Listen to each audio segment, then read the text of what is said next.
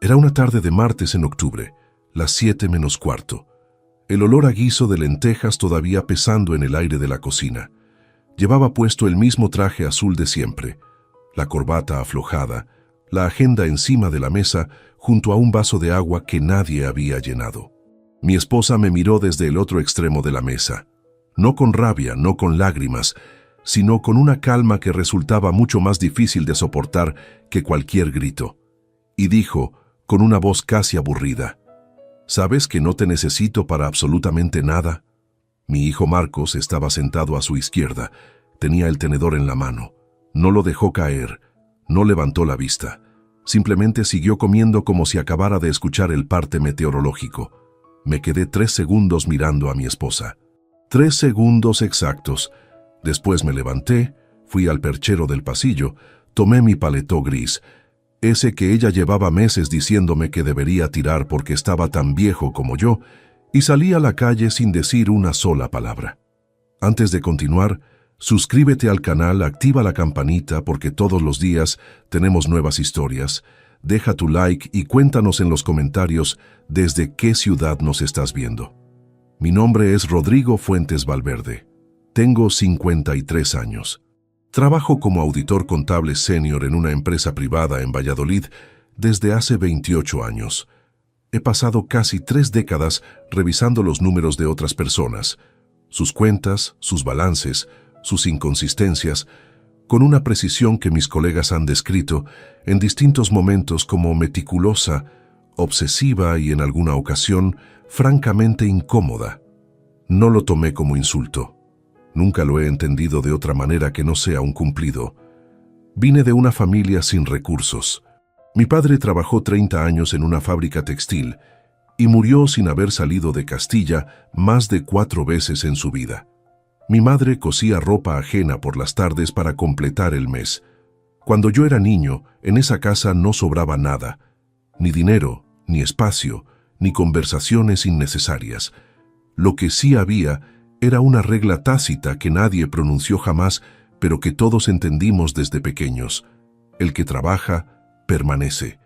El que no aporta, desaparece. No era crueldad. Era la única filosofía que una familia como la nuestra podía permitirse. Fui el primero en mi familia en entrar a la universidad.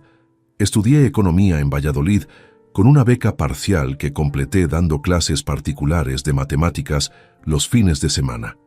Terminé la carrera sin deberle nada a nadie y con una claridad absoluta sobre lo que quería: estabilidad. No fortuna, no lujos, no reconocimiento público. Estabilidad. Un trabajo sólido, una vida ordenada, una familia que no tuviera que sufrir lo que yo sufrí de niño mirando cómo mi madre contaba monedas encima de la mesa de la cocina antes de ir al mercado. Conocí a Verónica Aguirre Palomar en una cena de antiguos alumnos cuando ambos teníamos 29 años.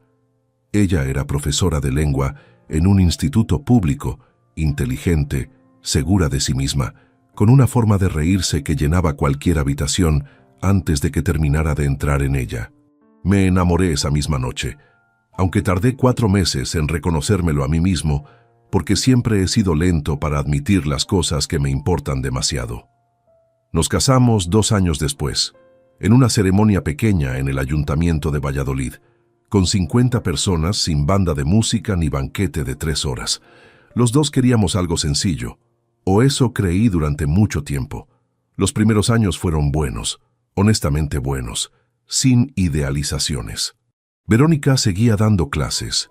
Yo avanzaba despacio pero de forma constante en la empresa, y aunque el dinero era justo, nos alcanzaba para vivir sin angustia. Compartíamos las mañanas tomando café en la cocina antes de salir cada uno por su lado. Era una rutina pequeña sin importancia aparente, pero era nuestra. Yo llegaba primero a casa, ella llegaba media hora después, y cenábamos hablando de cómo había ido el día. Nada extraordinario. Nada que en aquel momento imaginara que iba a echar de menos algún día. Cuando nació Marcos, Verónica decidió dejar las clases.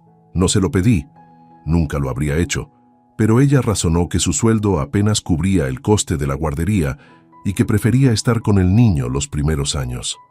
Me pareció lógico, me pareció incluso un acto de amor hacia nuestro hijo. Yo seguí trabajando. Los ingresos crecieron a medida que ascendía en la empresa y el acuerdo silencioso quedó establecido sin que ninguno de los dos lo nombrara en voz alta. Yo proveía, ella organizaba la casa. Una división de roles tan común que casi resultaba invisible. Tan invisible que ninguno de los dos se detuvo a examinarla durante años. Lo que sí vi, o creí ver, durante mucho tiempo, fue una familia funcionando.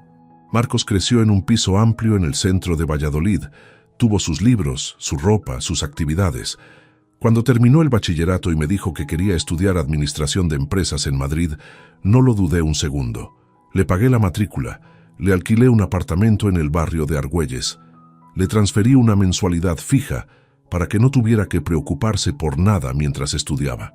Tenía 21 años, era mi hijo, y yo me lo había prometido a mí mismo desde niño, que los míos no tendrían que contar monedas sobre ninguna mesa. Eso fue hace 5 años.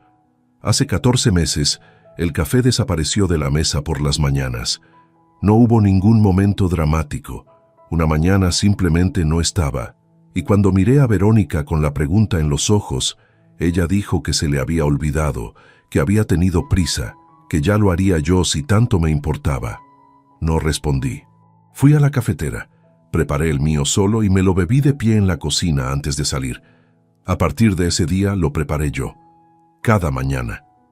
Durante 14 meses seguidos, sin decir nada, sin hacer ningún comentario, sin convertirlo en una discusión que ninguno de los dos habría ganado. Podría parecer un detalle ridículo, y durante mucho tiempo lo traté exactamente como tal. Pero hay cosas pequeñas que, vistas desde la distancia correcta, no son pequeñas en absoluto. Son la primera señal de algo que está cambiando debajo de la superficie, lentamente, antes de que nadie lo nombre. Yo llevaba 28 años auditando cuentas ajenas precisamente porque había aprendido que los errores contables no explotan, se acumulan. Primero en décimas, después en centenas, después en miles. Cuando el número final aparece en pantalla, la gente siempre se sorprende. Los auditores, nunca. Pero dentro de mi propia casa, cometí exactamente el error que más criticaba en las empresas que auditaba. Dejé que las señales se acumularan sin registrarlas. Confié donde debería haber verificado. Asumí que lo que parecía estable lo era, porque necesitaba que lo fuera. Aquella tarde de martes, cuando me levanté de la mesa y tomé el paletó del perchero, no estaba huyendo. Quiero que eso quede absolutamente claro desde el principio. No salí por esa puerta porque no tuviera respuesta. Salí porque en ese momento entendí algo que tarda décadas en entenderse del todo. Hay situaciones que no se resuelven hablando, se resuelven actuando. Y yo, que había pasado casi 30 años actuando en silencio dentro de oficinas y despachos, con carpetas y extractos y cifras que otros preferían no ver, sabía exactamente lo que iba a hacer cuando amaneciera. El paletó gris lo compré hace 11 años en una tienda de ropa de Valladolid que ya no existe. Me costó 120 euros, que en aquel momento era dinero que no sobraba. Verónica me lo había visto puesto en cenas, en reuniones, en domingos sin importancia, y desde hacía varios meses, cada vez que lo cogía del perchero, soltaba algún comentario, que estaba pasado de moda, que las solapas eran de otra época, que parecía prestado de alguien mayor que yo. La última vez que lo dijo fue 3 semanas antes de ese martes, mientras yo buscaba las llaves en el cajón del recibidor. «Rodrigo, por favor, tíralo de una vez, está tan viejo como tú». Me lo puse igual. Lo seguí poniendo. Esa noche caminé durante 40 minutos por el centro de Valladolid sin destino concreto. El aire de octubre estaba frío y seco, el tipo de frío que despeja la cabeza mejor que cualquier conversación larga. Pasé por delante de la oficina donde trabajo, por delante del banco donde tenemos la cuenta conjunta desde hace 24 años, por delante del bar donde mi padre tomaba café los domingos cuando yo tenía 8 años y que ahora es una tienda de telefonía móvil. Caminé sin pensar en nada que no fuera lo que iba a hacer a las 8:30 de la mañana siguiente. Llegué a casa a las 10 menos cuarto. Las luces del dormitorio estaban apagadas. Me acosté en el sofá del salón sin hacer ruido, con el paletó doblado sobre el respaldo, y estuve despierto hasta pasadas las 3 de la madrugada mirando el techo en la oscuridad. No había rabia. Eso es lo que más me sorprendió de mí mismo en aquel momento. No había rabia, no había llanto, no había ese nudo en el pecho que uno espera encontrar cuando algo se rompe después de 24 años. Había algo más parecido a la claridad. La misma claridad fría y precisa que siento cuando abro un balance contable lleno de irregularidades y entiendo, en los primeros 5 minutos de lectura, exactamente dónde está el problema y cuál es el único camino para resolverlo. Verónica pensó que me había ido sin respuesta, que me había tragado la humillación como me había tragado tantas otras cosas en los últimos meses, en silencio, sin hacer ruido, como hacen los hombres que no quieren conflictos. Se equivocaba. No me había ido sin respuesta. Me había ido a prepararla. Hubo un tiempo en que yo llegaba a casa y el piso olía a café y a algo cocinándose despacio en los fogones, y Verónica estaba en la cocina con el delantal puesto escuchando la radio, y eso, solo eso sin más, era suficiente para que el día dejara de pesar en cuanto cruzaba la puerta. No lo valoré como debería haberlo valorado. Esa es la verdad más incómoda que puedo decir de mí mismo, y prefiero decirla al principio antes que esconderla al final como si fuera una sorpresa. Para entender lo que pasó aquel martes de octubre, hay que entender primero lo que existió antes. No la versión ordenada que uno cuenta en las cenas de familia, sino la versión real, con sus años buenos y sus años en que uno trabajaba demasiado y llegaba tarde y se dormía antes de que hubiera terminado de disculparse. Esa versión también forma parte de esta historia. Crecí en un piso de 70 metros cuadrados en el barrio de Las Delicias, en Valladolid, con mis padres y mi hermana Isabel, 3 años menor que yo. Mi padre, Emilio Fuentes Carrasco, era tornero de precisión en una fábrica metalúrgica a las afueras de la ciudad. Salía de casa a las 6:15 de la mañana y volvía con las manos sucias a las 6:15 de la tarde, con una puntualidad que parecía mecánica. Mi madre, Consuelo Valverde Ortega, cosía dobladillos y arreglos de ropa para las vecinas del bloque, trabajando en la mesa del comedor después de cenar, bajo una lámpara de brazo articulado que chirriaba cada vez que la movía. Nadie en esa casa hablaba de dinero directamente. Se hablaba de lo que había y de lo que no había, que es una forma diferente y más honesta de decir lo mismo. Estudié bien desde el principio, no por vocación sino por necesidad. Entendí muy pronto que las notas eran la única moneda que yo podía generar sin depender de nadie, y la trabajé con la misma disciplina que mi padre trabajaba el metal. Cuando acabé el bachillerato con calificaciones para elegir carrera, mis padres se sentaron conmigo una noche en la cocina y mi padre dijo, con una seriedad que no admitía interpretaciones, lo que estudies que sirva para algo. Elegí economía. Él no supo muy bien qué significaba eso, pero asintió. Era suficiente. La universidad fue 4 años de beca, clases particulares los sábados por la mañana y pocas horas de sueño. No me quejo de eso. Fue exactamente el tipo de esfuerzo que uno hace cuando sabe que no hay red de seguridad debajo.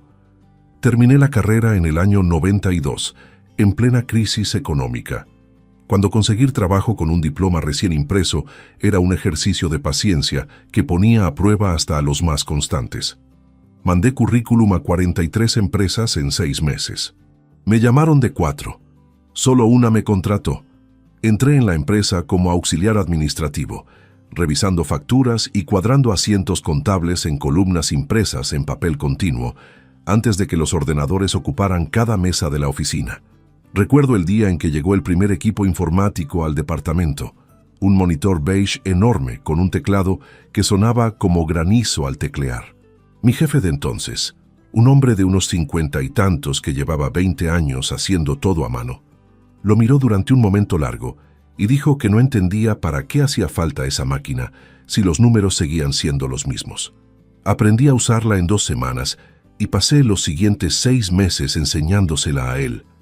A partir de ese momento, me dejaron trabajar con cierta autonomía, lo cual, en una empresa de contabilidad, es la forma más valiosa de reconocimiento que existe. Fui ascendiendo despacio, pero sin retroceder nunca. Una escala muy diferente a la de algunos compañeros que subían rápido y bajaban igual de deprisa. Yo prefería el paso firme. Cada ascenso lo documenté internamente como si fuera una auditoría de mi propia trayectoria. ¿En qué fallé? ¿En qué mejoré? ¿Qué podía hacer mejor la siguiente vez? Era un método que mis compañeros encontraban excesivo. A mí me parecía lo mínimo razonable. Cuando conocí a Verónica en aquella cena de antiguos alumnos, yo tenía 29 años y un sueldo modesto pero estable, un coche de segunda mano que arrancaba bien cuando no hacía demasiado frío, y la certeza de que lo peor de la incertidumbre económica ya había quedado atrás.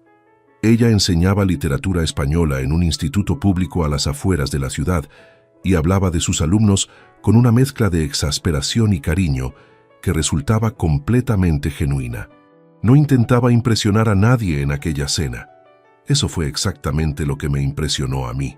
Salimos durante casi 2 años antes de casarnos.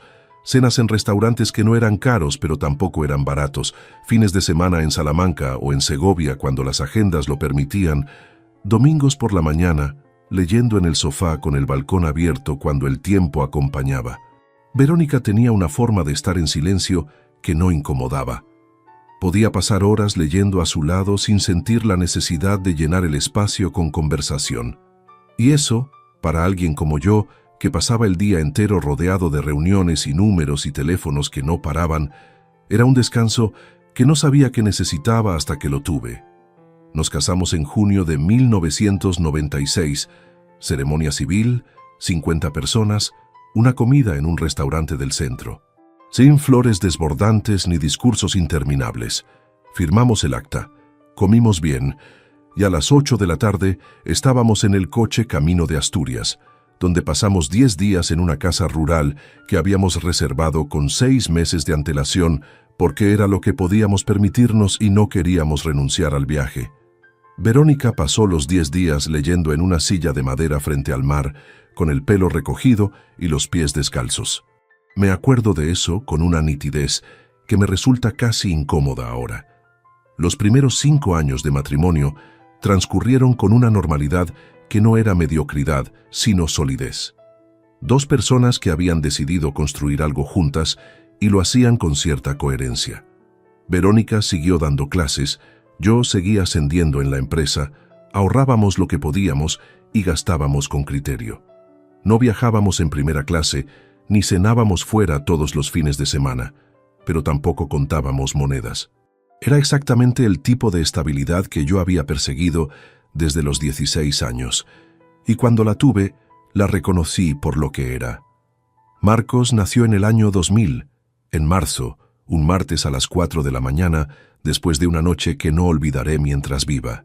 Cuando la enfermera me lo puso en brazos en aquel pasillo del hospital, con los ojos cerrados y los puños apretados como si ya estuviera preparándose para algo, sentí algo que no tengo palabras mejores para describir que esto. El peso exacto de lo que significa ser responsable de alguien que todavía no sabe que existes. Me prometí en ese momento, en silencio y sin testigos, que ese niño nunca iba a crecer con la misma sensación de escasez que yo cargué durante años. Que iba a tener todo lo que yo no tuve. Que su punto de partida iba a ser diferente al mío. Cumplí esa promesa, y durante mucho tiempo creí que eso era suficiente. Verónica dejó las clases cuando Marcos cumplió 1 año. La decisión fue suya, razonada, y yo la respaldé sin dudar. Me dijo que el sueldo de maestra apenas cubría los gastos de la guardería, que prefería estar con el niño los primeros años, que más adelante ya vería. Asentí. Asumí la carga económica completa sin percibir en ese momento que estábamos firmando un segundo acuerdo silencioso, mucho más importante que el primero. Sin leer bien todas las cláusulas, ella dejaría la carrera, yo trabajaría más, y ninguno de los dos volvería a hablar de ello con la honestidad que merecía. Los años con Marcos pequeño fueron, a su manera, los mejores que pasé en esa casa. Llegaba a casa los viernes por la tarde, y el niño corría hacia la puerta antes de que yo terminara de sacar la llave. Verónica había cocinado algo. La mesa estaba puesta, y durante esas horas, el apartamento tenía una temperatura emocional que es difícil de describir sin que suene atópico. Era un hogar, no la palabra sino la cosa real, el lugar al que uno quiere volver. Trabajé mucho durante esos años, demasiado, si soy completamente honesto. Hubo cumpleaños de Marcos a los que llegué tarde, porque tenía una auditoría que no podía posponerse. Hubo fines de semana en que me senté al lado de mi hijo en el sofá, y mientras él me contaba algo del colegio, yo seguía pensando en un balance que no me cuadraba. Hubo conversaciones con Verónica que empecé a medias y no terminé, porque el teléfono del trabajo interrumpió en el peor momento posible, y después no volví a retomar el hilo. No lo hice por indiferencia. Lo hice porque creía, con una convicción que con el tiempo resultó ser uno de mis errores más costosos, que la forma de querer bien a una familia era garantizarle que no le faltara nada material, que el resto se entendía solo. No se entendía solo. Marcos cumplió 18 años un sábado de marzo. Organizamos una cena pequeña en casa, con los abuelos y 3 amigos suyos del instituto. Verónica hizo el arroz con leche que a él le gustaba desde niño. Yo le regalé un reloj de pulsera que había visto mirar en un escaparate 3 semanas antes sin decir nada, convencido de que no lo había notado. Lo notó.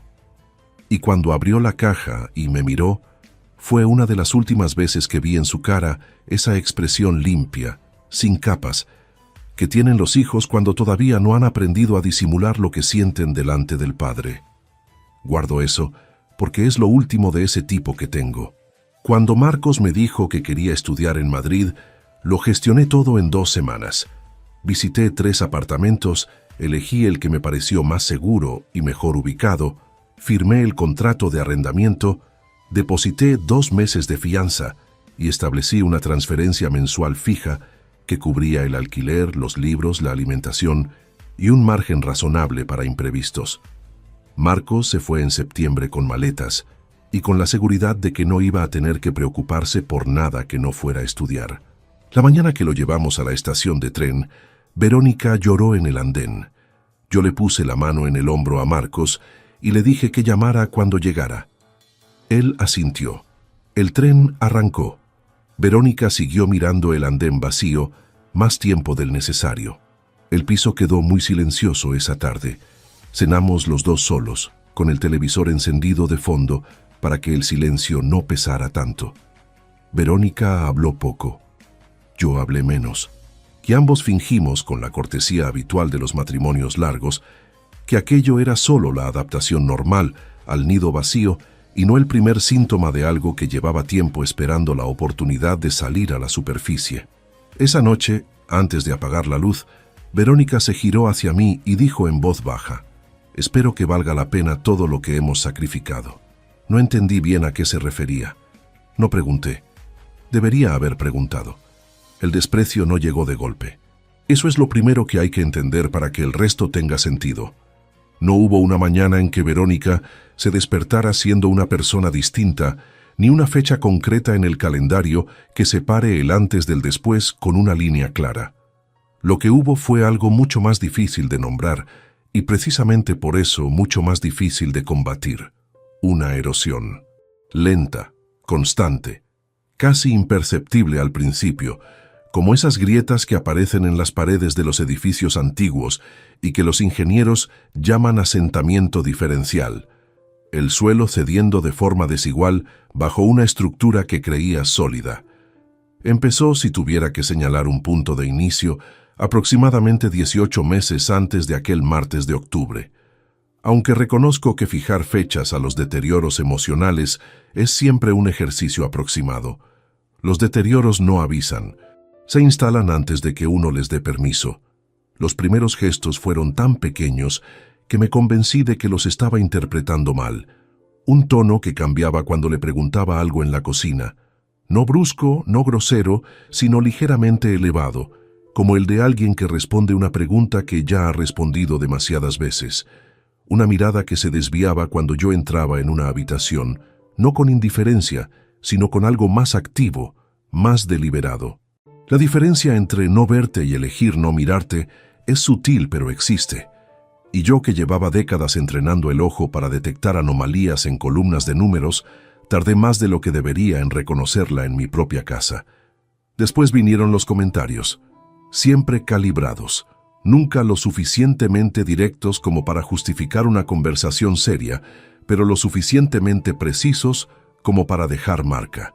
En una cena con los Morales, un matrimonio vecino del cuarto con el que compartíamos una relación cordial de años, Verónica interrumpió algo que yo estaba contando sobre un caso de auditoría para decir, con una sonrisa que el resto de la mesa interpretó como broma: Rodrigo lleva 30 años revisando los números de los demás y nunca ha aprendido a leer los propios. Todos se rieron. Yo también, porque era lo que tocaba. Pero la frase se quedó flotando encima de la mesa después de que la conversación avanzara hacia otro tema, y yo la recogí en silencio y la guardé donde guardo las cosas que no sé todavía qué significan. Hubo más.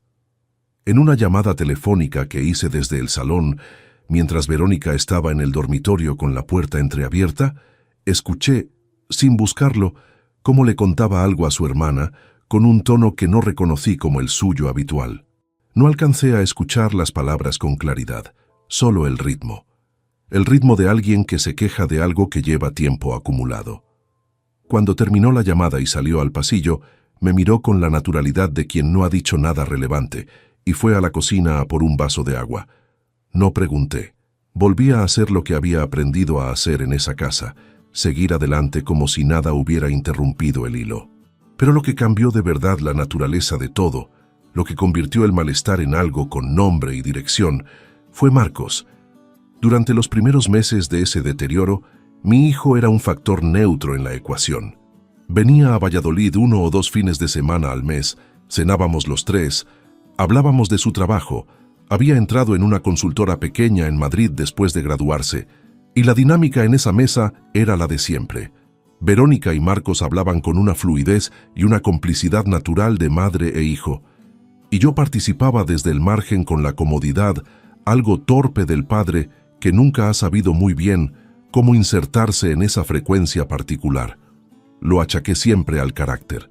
Hay padres que se llevan bien con sus hijos a través del afecto demostrado, del abrazo fácil y la conversación abierta.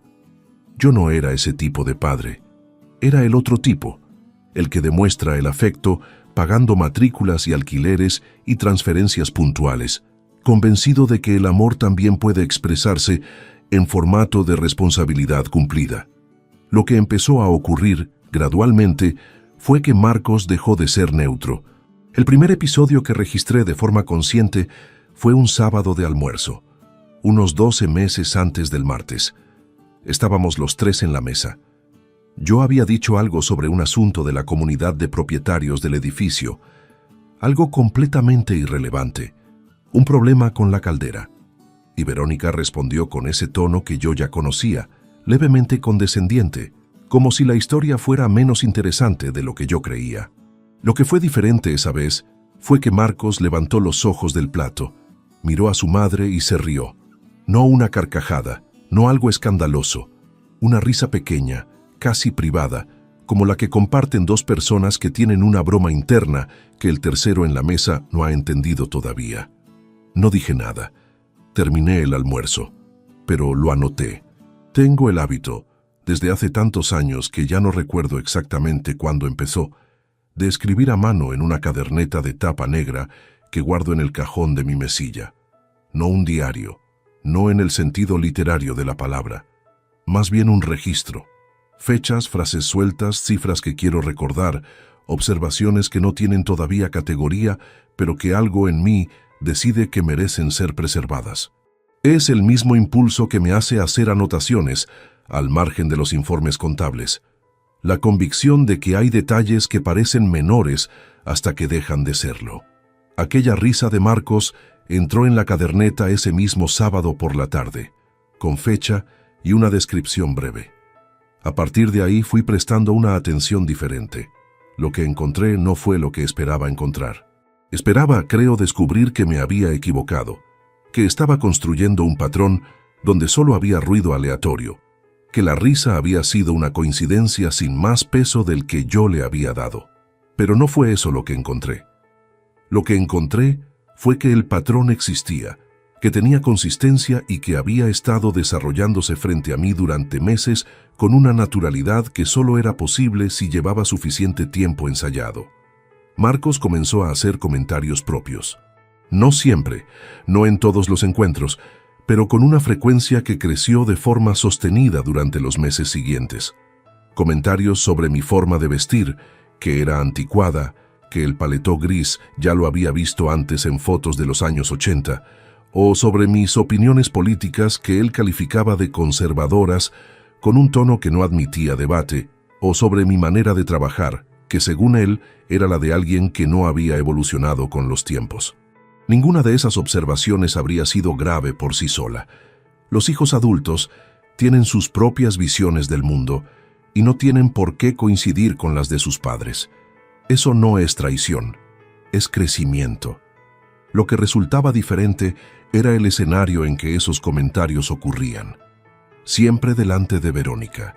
Siempre con ese momento en que Marcos miraba de reojo a su madre después de decirlo, como buscando confirmación, como esperando la pequeña señal de aprobación que indicara que había acertado con el tono. Y Verónica siempre la daba. Una sonrisa, un gesto con la cabeza, a veces una frase de remate que cerraba el comentario con más peso del que Marcos solo habría conseguido.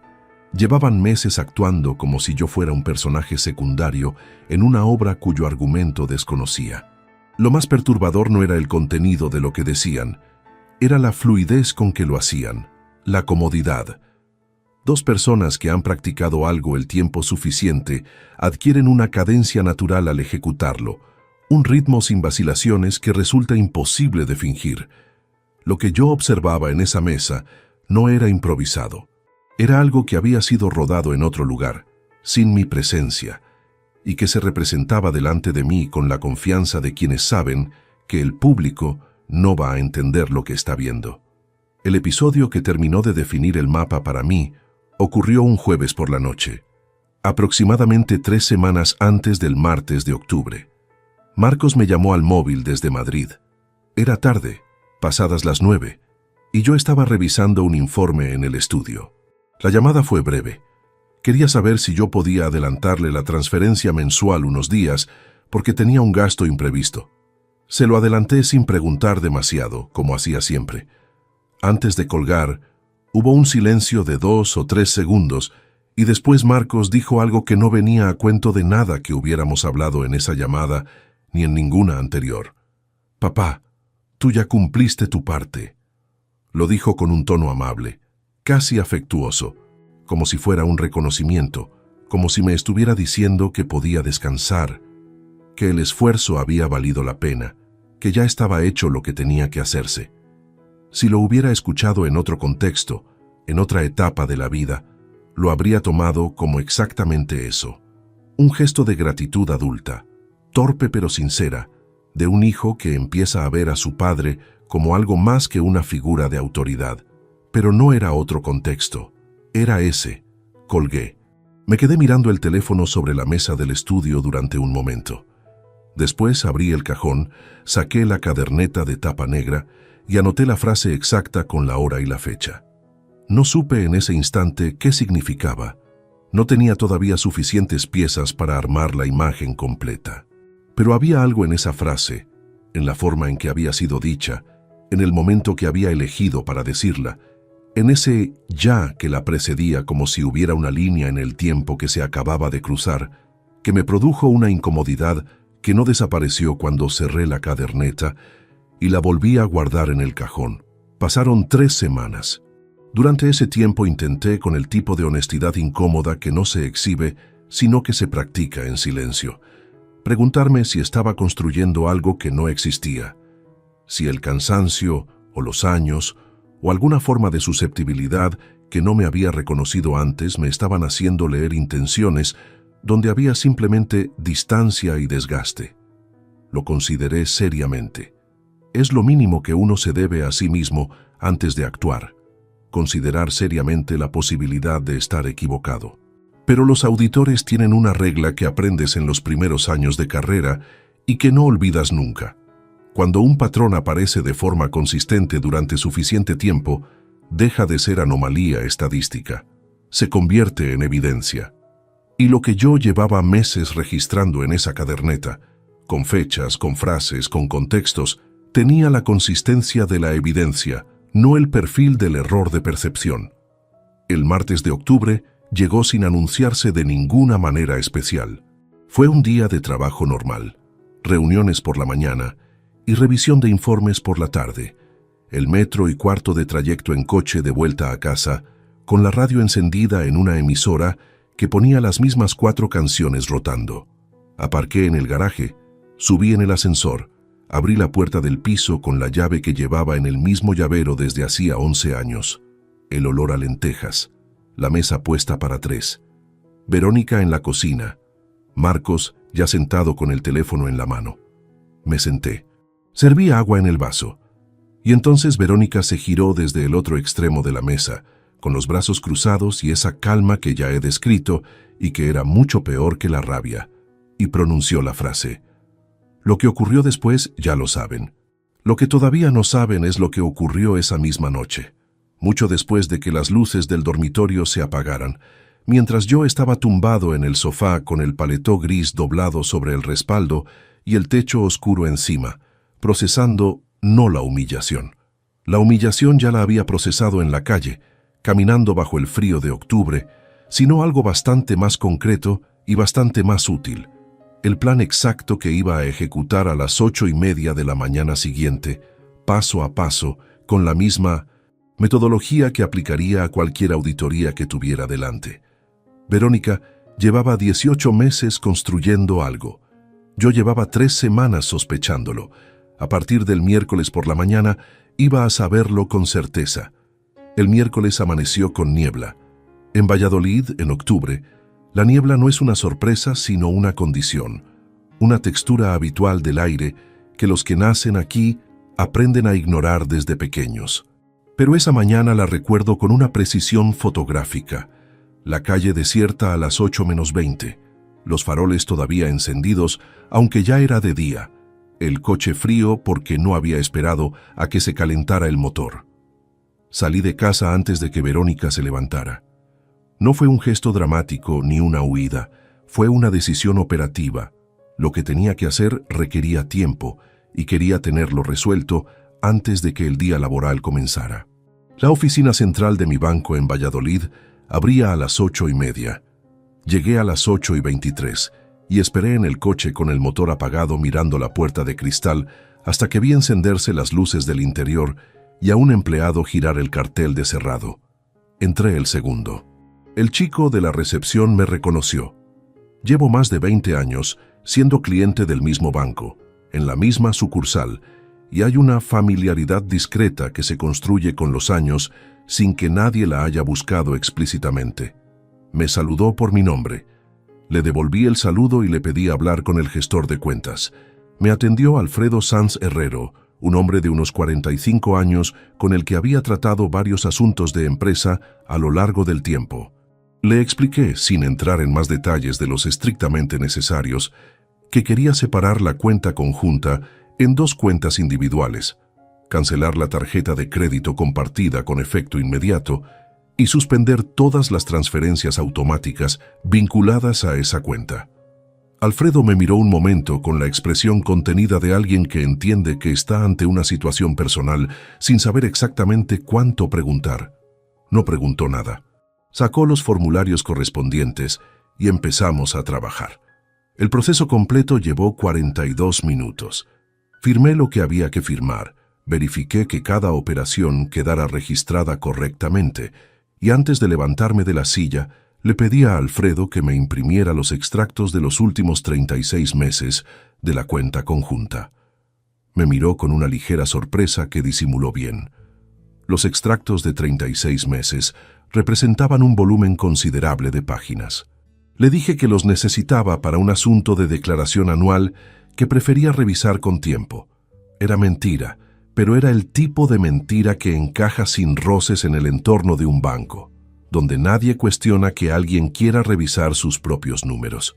Salí a las 9:16 con una carpeta de papel bajo el brazo y llegué a la oficina con 4 minutos de margen antes de mi primera reunión del día. Trabajé hasta las 2 con la carpeta dentro del maletín, sin abrirla. No era el momento ni el lugar.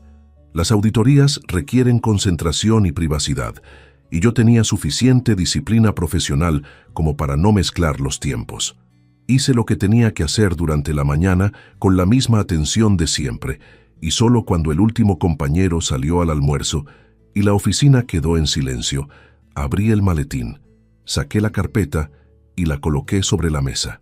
Me serví un vaso de agua del dispensador del pasillo, volví a mi silla y empecé a leer. Tengo que explicar algo antes de continuar, porque de lo contrario lo que voy a contar no tiene sentido. Durante 24 años, yo nunca revisé las cuentas domésticas con criterio profesional. No porque no supiera cómo hacerlo, era literalmente mi trabajo, sino porque había establecido desde el principio del matrimonio una separación entre lo laboral y lo personal que en su momento me pareció razonable y con el tiempo se convirtió en un punto ciego. Verónica gestionaba los gastos de la casa. Yo transfería el dinero que acordábamos a principios de cada mes y asumía que todo funcionaba correctamente, porque nunca hubo ninguna señal visible de que no fuera así. Era la misma confianza que un médico puede tener en su propio cuerpo.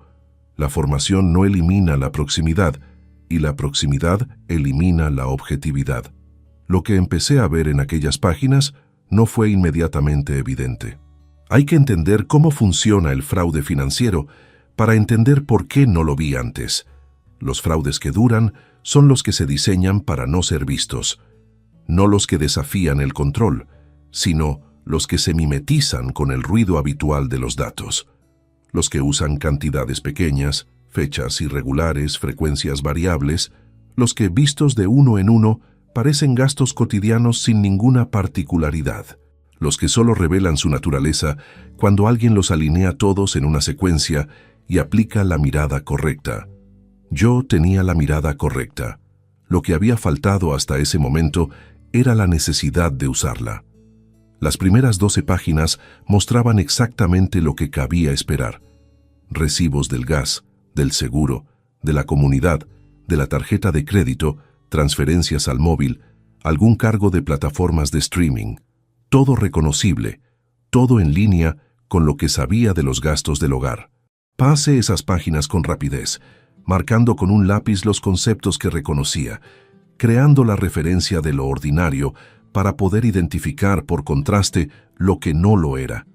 Apareció por primera vez en el mes 14 de los extractos, en una transferencia de 640 euros con la referencia gastos varios. No era una cantidad que saltara a la vista por sí sola. 640 euros es el tipo de cargo que uno atribuye sin dificultad a una reparación doméstica, a una compra de electrodoméstico menor, a cualquier imprevisto de los que ocurren en una casa con cierta regularidad. Lo anoté, seguí avanzando. 3 páginas después, otra transferencia. 580 euros. Misma referencia. Gastos varios. Cuenta de destino distinta a los proveedores habituales del hogar. La anoté también. Encontré la tercera antes de terminar el almuerzo. 490 euros. Misma cuenta de destino que la segunda transferencia. Me levanté, fui a por otro vaso de agua y volví con la sensación específica que he sentido en otras ocasiones durante auditorías largas. La sensación de estar al borde de algo que todavía no tiene forma completa, pero que la va a tener muy pronto, en cuanto los datos terminen de alinearse. Es una mezcla de concentración y de algo que no es exactamente miedo, sino su pariente más frío. La certeza de que lo que estás a punto de ver no te va a gustar. Reorganicé las páginas cronológicamente y me centré exclusivamente en las transferencias hacia esa cuenta. Las fui extrayendo una a una, ordenándolas por fecha, anotando el importe de cada una en la caderneta de tapa negra que ese día había llevado al trabajo por primera vez. El patrón fue emergiendo número a número. 94 transferencias en 27 meses, ninguna superior a 800 euros, ninguna inferior a 290, espaciadas de forma irregular, a veces 2 en el mismo mes, a veces ninguna durante 6 semanas, con una variación de fechas que impedía que el cerebro estableciera una cadencia reconocible. Diseñadas, en definitiva, para mantenerse por debajo del umbral de atención de alguien que revisara los extractos con la mirada ordinaria de quien solo busca confirmar que los números cuadran al final de mes. Sume el total 3 veces porque la primera vez pensé que me había equivocado. 38.400 euros. Me quedé mirando esa cifra escrita en la caderneta durante un tiempo que no sé cuantificar con precisión. No fue 1 minuto, ni fueron 10. Fue el tiempo que tarda el cerebro en aceptar un dato que contradice una creencia que lleva años instalada. La creencia de que la persona con quien has dormido durante 24 años, con quien has compartido una mesa y un hijo y una hipoteca, y los cumpleaños y los veranos y las noches de fiebre cuando Marcos era pequeño, no te está robando. No hubo derrumbe, no hubo llanto, no hubo ninguna de las reacciones que probablemente cabría esperar de alguien que acaba de descubrir algo así. Lo que hubo fue una concentración que se agudizó hasta resultar casi dolorosa, como cuando se giran los ojos hacia una fuente de luz intensa y los músculos alrededor se tensan solos. Cuanto más absurdo es el dato, más precisión requiere la verificación. Esa es la primera regla de cualquier auditoría. Tardé 20 minutos en confirmar que la cuenta de destino pertenecía al mismo banco. No podía acceder a los datos del titular desde mis extractos, eso requería otros medios, pero la codificación del número de cuenta indicaba la entidad con claridad. Tenía el número, tenía las fechas, tenía los importes. Para el siguiente paso necesitaba o un requerimiento judicial o alguien dentro del banco dispuesto a confirmar lo que yo ya sospechaba. A las 4:43 de la tarde sonó mi teléfono por primera vez. Era Verónica. Lo dejé sonar. 4 minutos después, segunda llamada. La dejé sonar también. A las 4:47 sonó la tercera. En ese momento saqué la caderneta, anoté la hora y escribí al lado: primera vez que el cartón fue rechazado, porque eso era lo que estaba ocurriendo en ese momento en algún supermercado de Valladolid. La tarjeta conjunta que Verónica llevaba en el bolso acababa de dejar de funcionar y ella estaba entendiendo en tiempo real que algo había cambiado mientras ella dormía. Las llamadas no se detuvieron. Las anoté todas, con la hora exacta de cada una, en la misma caderneta donde había registrado la frase de Marcos y los extractos bancarios y los comentarios de los últimos meses. 41 llamadas entre las 4:47 de la tarde y las 11:12 de la noche. En algunos intervalos había 3 o 4 seguidas, con apenas 1 minuto de separación entre ellas. En otros hubo pausas más largas, 20 minutos, media hora, que imaginé como el tiempo que alguien dedica a intentar calmarse antes de volver a intentarlo. No contesté ninguna, no porque quisiera castigarla con el silencio, sino porque no había nada que decir todavía. Una conversación sin toda la información encima de la mesa no era una conversación, era una negociación en la que uno de los dos llega sin saber lo que sabe el otro. Y yo no estaba dispuesto a sentarme en esa posición. Esa noche, cuando llegué a casa pasadas las 9, el piso estaba en silencio. Verónica estaba en el dormitorio con la puerta cerrada. Fui a la cocina, calenté algo que encontré en la nevera, comí de pie junto a la encimera. Desde el pasillo escuché que ella estaba hablando en voz baja con alguien por teléfono. No intenté escuchar. Ya sabía suficiente para esa noche. Lo que me faltaba era la confirmación de lo que intuía sobre la cuenta de destino. Necesitaba saber a quién pertenecía ese número.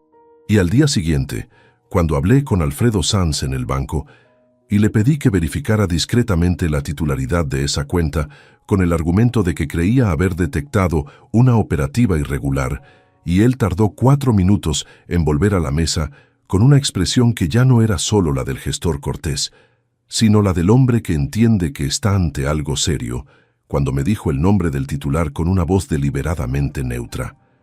Entendí de golpe por qué Marcos había dicho aquella frase 3 semanas antes. Papá, tú ya cumpliste tu parte. La cuenta pertenecía a mi hijo. Hay una diferencia entre saber que algo ocurrió y entender cómo ocurrió. La primera es un dato, la segunda es una comprensión.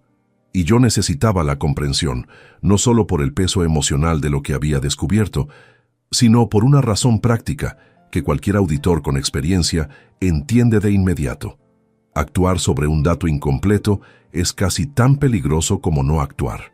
Los errores judiciales, los acuerdos mal negociados, las confrontaciones que se vuelven contra quien las inicia, casi siempre tienen el mismo origen: alguien que actuó antes de tener el cuadro completo. Yo no iba a cometer ese error. Esa misma tarde del jueves, después de confirmar con Alfredo Sanz que la cuenta de destino estaba registrada a nombre de Marcos Fuentes Aguirre, con domicilio en Madrid y fecha de apertura 4 años atrás, volví a la oficina y cerré la puerta de mi despacho. Tenía los extractos de 36 meses sobre la mesa, la caderneta abierta en la página donde había anotado el resumen de las transferencias, y varias horas por delante antes de que nadie me necesitara por otro asunto. Empecé desde el principio, no desde donde lo había dejado el día anterior, sino desde el primer extracto, el más antiguo. Quería entender no solo el qué, sino el cuándo exacto y, sobre todo, el cómo había sido diseñado para sobrevivir sin ser detectado. Lo que fui reconstruyendo durante las horas siguientes era, desde un punto de vista técnico, un esquema sencillo pero meticulosamente ejecutado. La cuenta conjunta recibía cada mes mi transferencia habitual, que cubría los gastos domésticos ordinarios y dejaba un remanente razonable para imprevistos. Verónica gestionaba esa cuenta desde hacía años con completa autonomía, lo cual significaba que las transferencias hacia la cuenta de Marcos no requerían una segunda firma ni una autorización adicional, solo el acceso online que ella tenía y que nunca había tenido ningún motivo para cuestionar. Los importes habían sido calibrados con una precisión que no era accidental. Ninguna transferencia superaba los 800 euros, que es el umbral informal por debajo del cual muchas entidades bancarias no generan alertas automáticas de seguimiento en cuentas particulares. Ninguna era inferior a 290, lo que mantenía cada operación dentro de un rango que, aisladamente, podría atribuirse a cualquier gasto doméstico de cierta magnitud. Las fechas variaban de forma deliberada, nunca el mismo día del mes 2 veces seguidas, nunca en patrones semanales regulares, con intervalos que oscilaban entre 8 y 41 días. El conjunto producía, visto con la mirada superficial de quien solo revisa si los saldos son positivos a fin de mes, un ruido de fondo indistinguible del gasto ordinario. Vista con la mirada de alguien que lleva décadas auditando, era una firma tan clara como una rúbrica. Lo que me ocupa más tiempo en esas horas no es reconstruir el mecanismo, sino establecer la cronología con precisión. Necesito saber cuándo empezó exactamente, porque la fecha de inicio me dice algo que el importe total no puede decirme. ¿Cuándo fue tomada la decisión? Y la decisión en este tipo de esquemas es siempre el dato más revelador. Los importes hablan de cuánto, las fechas hablan de por qué. La primera transferencia irregular aparece en los extractos con fecha de un viernes de enero, 27 meses atrás, 290 euros, referencia, gastos varios. Una cantidad tan discreta que en otro momento, con otra mirada, habría pasado sin registro. 27 meses atrás, Marcos llevaba aproximadamente 6 meses trabajando en la consultora de Madrid. Había terminado la carrera, había conseguido su primer empleo, y yo seguía pagando el apartamento de Argüelles y la mensualidad de siempre porque él ganaba poco al principio, y porque yo había establecido ese apoyo sin fecha de vencimiento, convencido de que era lo correcto, convencido de que un padre que puede ayudar a su hijo debe hacerlo sin condiciones. 27 meses atrás, Verónica llevaba aproximadamente 4 meses sin preparar el café por las mañanas. La coincidencia temporal entre el inicio del esquema y el cambio de actitud que yo había empezado a percibir en casa no era una coincidencia, era una secuencia. Algo había ocurrido alrededor de ese periodo que había puesto en marcha las dos cosas simultáneamente, Y yo necesitaba entender qué. Pasé 2 horas revisando correos electrónicos del período en cuestión, los de la cuenta que compartíamos para asuntos domésticos, facturas, comunicaciones del colegio cuando Marcos era pequeño, ese tipo de correspondencia que se acumula durante años sin que nadie la archive ni la elimine. Encontré algo que en su momento no había registrado como significativo, un intercambio entre Verónica y su hermana Carmen, fechado 3 semanas antes de la primera transferencia irregular. Carmen Aguirre vivía en Zaragoza y trabajaba como técnica de recursos humanos en una empresa del sector logístico. La relación entre las 2 hermanas era cordial, pero no especialmente estrecha. Se veían 3 o 4 veces al año, hablaban por teléfono con regularidad, sin más. El intercambio en cuestión era una cadena breve de mensajes de no más de 6 o 7 líneas en total, pero había una frase en el último mensaje de Carmen que se quedó delante de mis ojos más tiempo del necesario. Carmen le había escrito: «Tienes razón, llevas años dándolo todo sin que nadie lo vea. Algo es tuyo por derecho». No había contexto anterior en esa cadena. No sabía qué había dicho Verónica antes de ese mensaje, porque los mensajes previos de esa conversación no estaban en la cuenta compartida. Habían tenido esa parte del intercambio en otro canal, probablemente en el teléfono personal. Pero la respuesta de Carmen era suficiente para entender la dirección general de lo que se había hablado. Verónica había dejado una carrera para quedarse en casa. Esa era la raíz. No lo digo como excusa, lo digo como diagnóstico, que es diferente. Verónica había abandonado su trabajo de maestra cuando Marcos nació, y lo que en su momento presentó como una decisión tomada con tranquilidad se había convertido, con los años y en silencio, en un resentimiento que nunca había verbalizado directamente, pero que había ido fermentando debajo de la superficie con la constancia de las cosas que no se resuelven porque no se nombran. Ella creía que le debíamos algo. Creía con la lógica retorcida de quien lleva demasiado tiempo rumiando un agravio sin ventilarlo, que lo que estaba tomando era simplemente lo que le correspondía. Y Marcos lo sabía. Eso era lo que no podía quitarme de encima mientras avanzaba en la reconstrucción. No la complicidad en sí. La complicidad podía tener explicaciones que un hijo de 22 o 23 años quizás no supo manejar bien cuando se le presentó por primera vez. Lo que no tenía explicación razonable era la continuidad. 27 meses, 90 y 4 transferencias. Un hijo adulto con carrera, con empleo, con criterio suficiente para manejarse solo en Madrid, que durante más de 2 años recibió transferencias irregulares en su cuenta, sabiendo perfectamente de dónde venía ese dinero y a quién se lo estaban sustrayendo. No era un error de un momento, era una decisión mantenida en el tiempo. Cada mes que Marcos recibía ese dinero y no decía nada, era una elección nueva. No la misma elección repetida maquinalmente, sino una elección activa, renovada, consciente. Y yo había pagado esa conciencia durante 5 años. La carrera, el apartamento, la mensualidad, el coche. Todo lo que él tenía como punto de partida adulto me lo debía a mí, y él lo sabía tan bien como yo. Eso era lo que convertía la traición en algo cualitativamente diferente a lo que habría sido si Verónica hubiera actuado sola. Terminé la reconstrucción el viernes por la tarde. Tenía en la caderneta una cronología completa de 27 meses, con fechas, importes y el patrón de variación documentado. Tenía la fecha exacta del inicio del esquema y su correlación temporal con el cambio de actitud que yo había empezado a percibir en casa.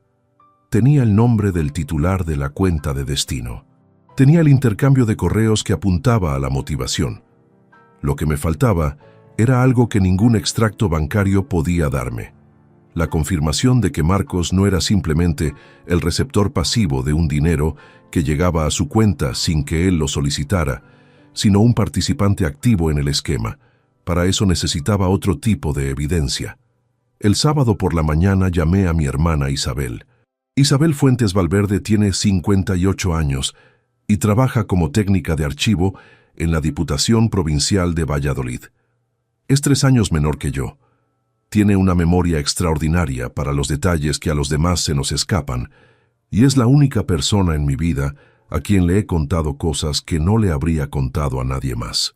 No porque sea mi hermana, sino porque es exactamente el tipo de persona que escucha antes de opinar y que cuando opina lo hace sin suavizar lo que piensa por delicadeza innecesaria. Le pedí que nos viéramos ese mismo día.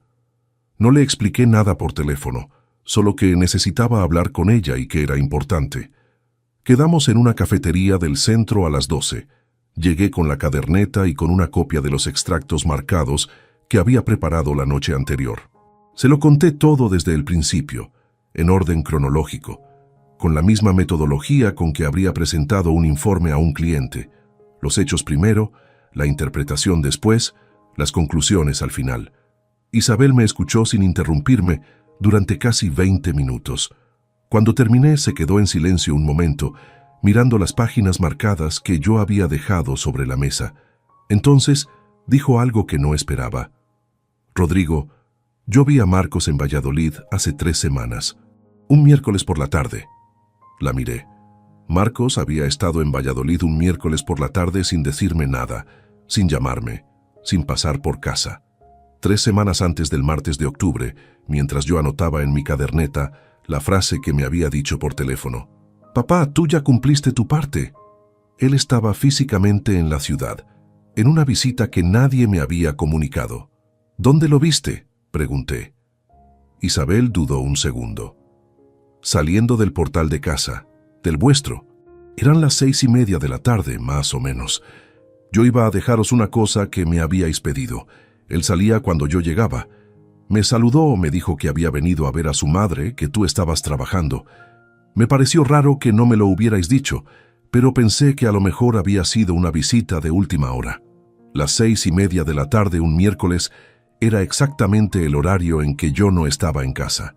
Llegaba entre las 7:15 y las 7:30, dependiendo del tráfico. Marcos había visitado a su madre en un horario en que sabía con certeza que yo no estaría. Saqué la caderneta y anoté la fecha que Isabel me indicó. Luego revisé los extractos de ese mes. 4 días después de esa visita, una transferencia de 720 euros hacia la cuenta de Marcos. No era la única de ese mes, pero era la más cercana en el tiempo a la visita que Isabel había presenciado. No era prueba concluyente, pero era coherente con un patrón en que las visitas presenciales y las transferencias guardaban una relación de proximidad que no era aleatoria. Isabel me preguntó qué iba a hacer. Le dije que todavía no iba a hacer nada, que necesitaba una cosa más antes de moverme: la documentación formal de todo lo que tenía, organizada de una forma que fuera útil no solo para mí, sino para cualquier proceso legal que pudiera seguirse. Y para eso necesitaba hablar con alguien que no fuera yo. Le dije que iba a llamar a un abogado la semana siguiente. Isabel me puso la mano en el brazo encima de la mesa, con ese gesto suyo que no es condescendiente, sino simplemente la forma que tiene de decir que está ahí. «¿Estás bien?». Le dije que sí. Y era verdad, en el sentido más estricto de la palabra. No estaba bien en el sentido de que estuviera tranquilo o descansado o en paz con lo que había descubierto. Estaba bien en el sentido de que sabía exactamente lo que tenía que hacer y tenía la capacidad de hacerlo. Que la rabia que sentía era fría y ordenada, no caliente y destructiva. Que no iba a cometer ningún error por precipitación ni por dolor. Verónica en ese momento seguía creyendo que lo peor que le había pasado era que una tarjeta de crédito le había fallado en un supermercado. Todavía no sabía lo que estaba por llegar. Y Marcos, en su apartamento de Madrid, el apartamento cuyo alquiler yo seguía pagando con una puntualidad que ahora me resultaba casi irónica, tampoco lo sabía. Guardé la caderneta en el bolsillo interior de la chaqueta, recogí las páginas de la mesa y pedí la cuenta. Afuera el sábado de octubre tenía ese color plano y gris que en Castilla anuncia que el invierno ya ha tomado la decisión de quedarse. Caminé hasta el coche con las manos en los bolsillos y el aire frío entrando directo al pecho. No había prisa, nunca había prisa cuando se trabaja con metodología. La prisa es el privilegio de los que improvisan y yo llevaba 28 años siendo exactamente lo contrario. El domingo por la noche conduje hasta Burgos. No lo había planeado con antelación. Salí de casa pasadas las 9 con la excusa de ir a por tabaco. No fumo desde hace 12 años, pero era lo primero que se me ocurrió. Y cuando me encontré en la autovía con el cuentakilómetros subiendo y Valladolid quedándose atrás entre las luces de la noche, entendí que no iba a volver en un par de horas. Necesitaba una distancia que la ciudad donde vivía no podía darme. Burgos estaba a 120 kilómetros, suficientemente lejos para no cruzarme con ningún conocido en el desayuno. Suficientemente cerca para estar de vuelta antes de que la ausencia requiriera una explicación. Entré en el primer hotel razonable que encontré cerca del centro, pedí una habitación individual, pagué en efectivo y subí con nada más que lo que llevaba encima: las llaves del coche, la cartera, la caderneta de tapa negra en el bolsillo interior de la chaqueta. La habitación era pequeña, con una ventana que daba a un patio interior y una lámpara de mesilla que proyectaba una luz amarilla sobre la colcha. Me senté en el borde de la cama sin quitarme los zapatos y estuve así un tiempo largo mirando el suelo sin pensar en nada concreto. A veces el cerebro necesita ese espacio vacío antes de que llegue lo que realmente quiere procesar. Como cuando se llena un vaso demasiado rápido y hay que esperar a que el líquido se asiente antes de poder ver el nivel real. Lo que llegó primero no fue la rabia ni el cálculo, ni ninguno de los estados mentales que había tenido durante los últimos días. Lo que llegó fue un recuerdo de Santander. Tenía que ver con Verónica, y precisamente por eso lo dejé entrar en lugar de apartarlo. Era el verano de 2004. Marcos tenía 4 años. Habíamos alquilado una casa pequeña en la costa durante 10 días, en un pueblo a unos 30 kilómetros de la ciudad, con una terraza que daba directamente a un acantilado sobre el mar. Las noches eran frescas incluso en agosto, y se dormía con la ventana abierta escuchando el agua. Recuerdo una tarde concreta, debía ser el 5º o 6º día, en que Marcos se quedó dormido después del almuerzo con ese abandono total que tienen los niños pequeños cuando el sol y el mar los han agotado. Verónica y yo nos sentamos en la terraza, con 2 vasos de vino blanco, sin hablar, mirando el horizonte. No había nada que resolver, nada pendiente, ninguna conversación obligatoria. Solo el sonido del mar y ese tipo de silencio compartido que requiere años de historia común para construirse y que cuando existe es posiblemente la forma más honesta de intimidad que 2 personas pueden tener. Al cabo de un rato, Verónica apoyó los pies descalzos sobre la barandilla de la terraza, giró la cabeza hacia mí y dijo, sin ningún preámbulo: «Esto es suficiente, Rodrigo, con esto me basta». Lo dijo con una tranquilidad que en ese momento interpreté como felicidad.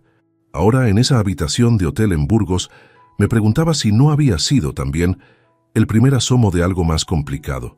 Una mujer diciéndole a su marido que no necesitaba más de lo que tenía, y ese marido escuchándolo como un elogio cuando quizás era una advertencia. No la exculpo, que conste. Lo que hizo durante 27 meses no tiene justificación que aguante un análisis honesto, y el resentimiento acumulado, por legítimo que sea en su origen, no autoriza a nadie a construir un esquema de sustracción sistemática a espaldas del otro. Eso no es una respuesta a un agravio, es una traición con premeditación. Hay una diferencia, y Verónica la cruzó de forma consciente. Pero esa noche en Burgos me obligué a hacer algo que es más difícil de lo que parece. Mirarme a mí mismo con la misma frialdad con que había mirado los extractos bancarios. Y lo que vi no me resultó completamente cómodo. Trabajé demasiado. Esa es la verdad más directa que puedo decir. No como excusa ni como acusación hacia nadie, sino como diagnóstico de lo que fui durante muchos años. Un hombre que confundió la responsabilidad económica con la presencia real, que creyó con una convicción que nadie le había cuestionado abiertamente, que cumplir con el dinero era cumplir con todo, que llegaba tarde a casa, se dormía antes de terminar las conversaciones y al día siguiente seguía trabajando convencido de que el resultado final, la estabilidad, la seguridad, el apartamento pagado y la matrícula cubierta, era la demostración más sólida del amor que sabía dar. Verónica llevaba años en una casa sin carrera, sin la identidad profesional que había tenido antes de casarse, sin haber vuelto a preguntarse qué habría sido de ella si hubiera seguido dando clases. Y yo nunca le pregunté si eso la pesaba, no por indiferencia, sino porque asumí que si no lo nombraba era porque no lo necesitaba nombrar. Ese fue mi error real, no el de confiar, sino el de confundir el silencio con la conformidad. Eso no convierte lo que ella hizo en comprensible, pero sí me obliga a reconocer que el escenario en que creció ese resentimiento no fue construido solo por ella. Me levanté de la cama, fui al cuarto de baño, me eché agua fría en la cara y me quedé un momento mirando el espejo. No me gustan los momentos frente al espejo en hoteles desconocidos. La luz siempre es la peor posible para ese tipo de examen, pero hay conversaciones que solo pueden tenerse sin audiencia, y esa era una de ellas. Lo que vi fue un hombre de 53 años que iba a ganar lo que tenía que ganar, pero que iba a pagar un precio que ningún extracto bancario podía cuantificar. Porque recuperar el dinero es posible. Reorganizar los activos es posible. Proteger legalmente lo que es tuyo es posible. Lo que no es posible, y esa noche lo entendí con una claridad que dolía como solo duelen las cosas verdaderas, es recuperar el tiempo. Los veranos de Santander. Los domingos en que Marcos era pequeño y yo estaba pensando en un balance que no cuadraba. Las conversaciones que Verónica dejó de iniciar porque había aprendido que no iba a encontrarme del otro lado. Eso no vuelve. Eso se perdió antes de que nadie tomara ninguna decisión equivocada, y reconocerlo en voz baja, sin público y sin aplausos, era lo mínimo que me debía a mí mismo. Volví a sentarme en la cama. Abrí la caderneta y empecé a trabajar. Porque ese era también el propósito de esa noche. No solo el examen personal, sino la preparación técnica de lo que venía. Y para eso necesitaba pensar con la cabeza de auditor, no con la del marido que acaba de descubrir que lleva 2 años siendo esquilmado por las personas en que más confiaba.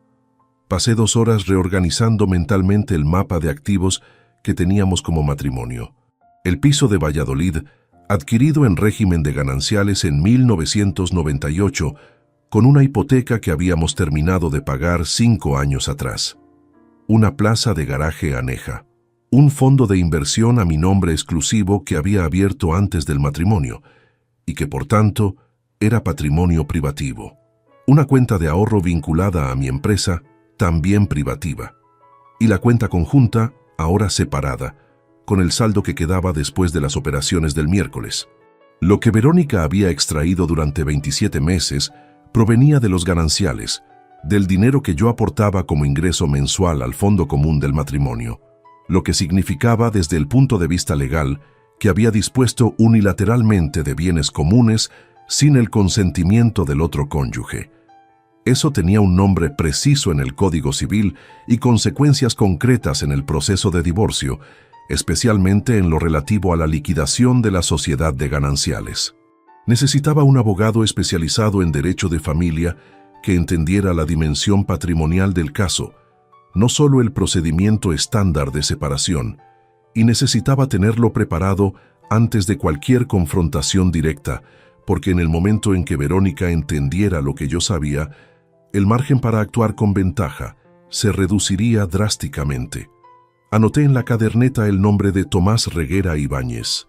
Lo conocía de varios años atrás, cuando lo había contratado para revisar un contrato mercantil de la empresa. Especialidad principal: derecho patrimonial y familia. Reputación: sólida, discreta, eficaz. Era el tipo de abogado que no buscaba protagonismo sino resultados, que prefería documentar bien que hablar mucho y que en las 2 ocasiones anteriores en que lo había necesitado, había demostrado que entendía que el tiempo de su cliente vale exactamente lo que cobra por él. Le enviaría un mensaje el lunes por la mañana pidiendo cita urgente. Eran las 2:40 de la madrugada cuando apagué la lámpara y me tumbé en la cama sin desvestirme, con la chaqueta doblada sobre la silla y la caderneta en la mesilla. El patio interior estaba en silencio completo. Ningún ruido de calle, ninguna voz, solo ese silencio denso de los hoteles cuando el edificio entero está dormido. No dormí más de 3 horas seguidas. En algún momento entre las 4 y las 5, me desperté con una sensación que no era exactamente angustia, sino su forma más madura y contenida. La conciencia clara de que una parte de mí no iba a sobrevivir a esto, aunque todo saliera exactamente como tenía planeado. No la parte económica, no la parte legal, algo más difícil de nombrar, la versión de padre que durante 25 años había creído estar construyendo. El hombre que pagó matrículas y alquileres convencido de que eso era amor puesto en práctica. Esa versión de mí mismo iba a quedar obsoleta después de esta historia, y reemplazarla por algo mejor iba a requerir un tipo de trabajo que ninguna auditoría podía enseñarte. Me levanté, me asomé a la ventana del patio. El cielo encima de los tejados estaba pasando del negro al azul oscuro de las 6 de la mañana.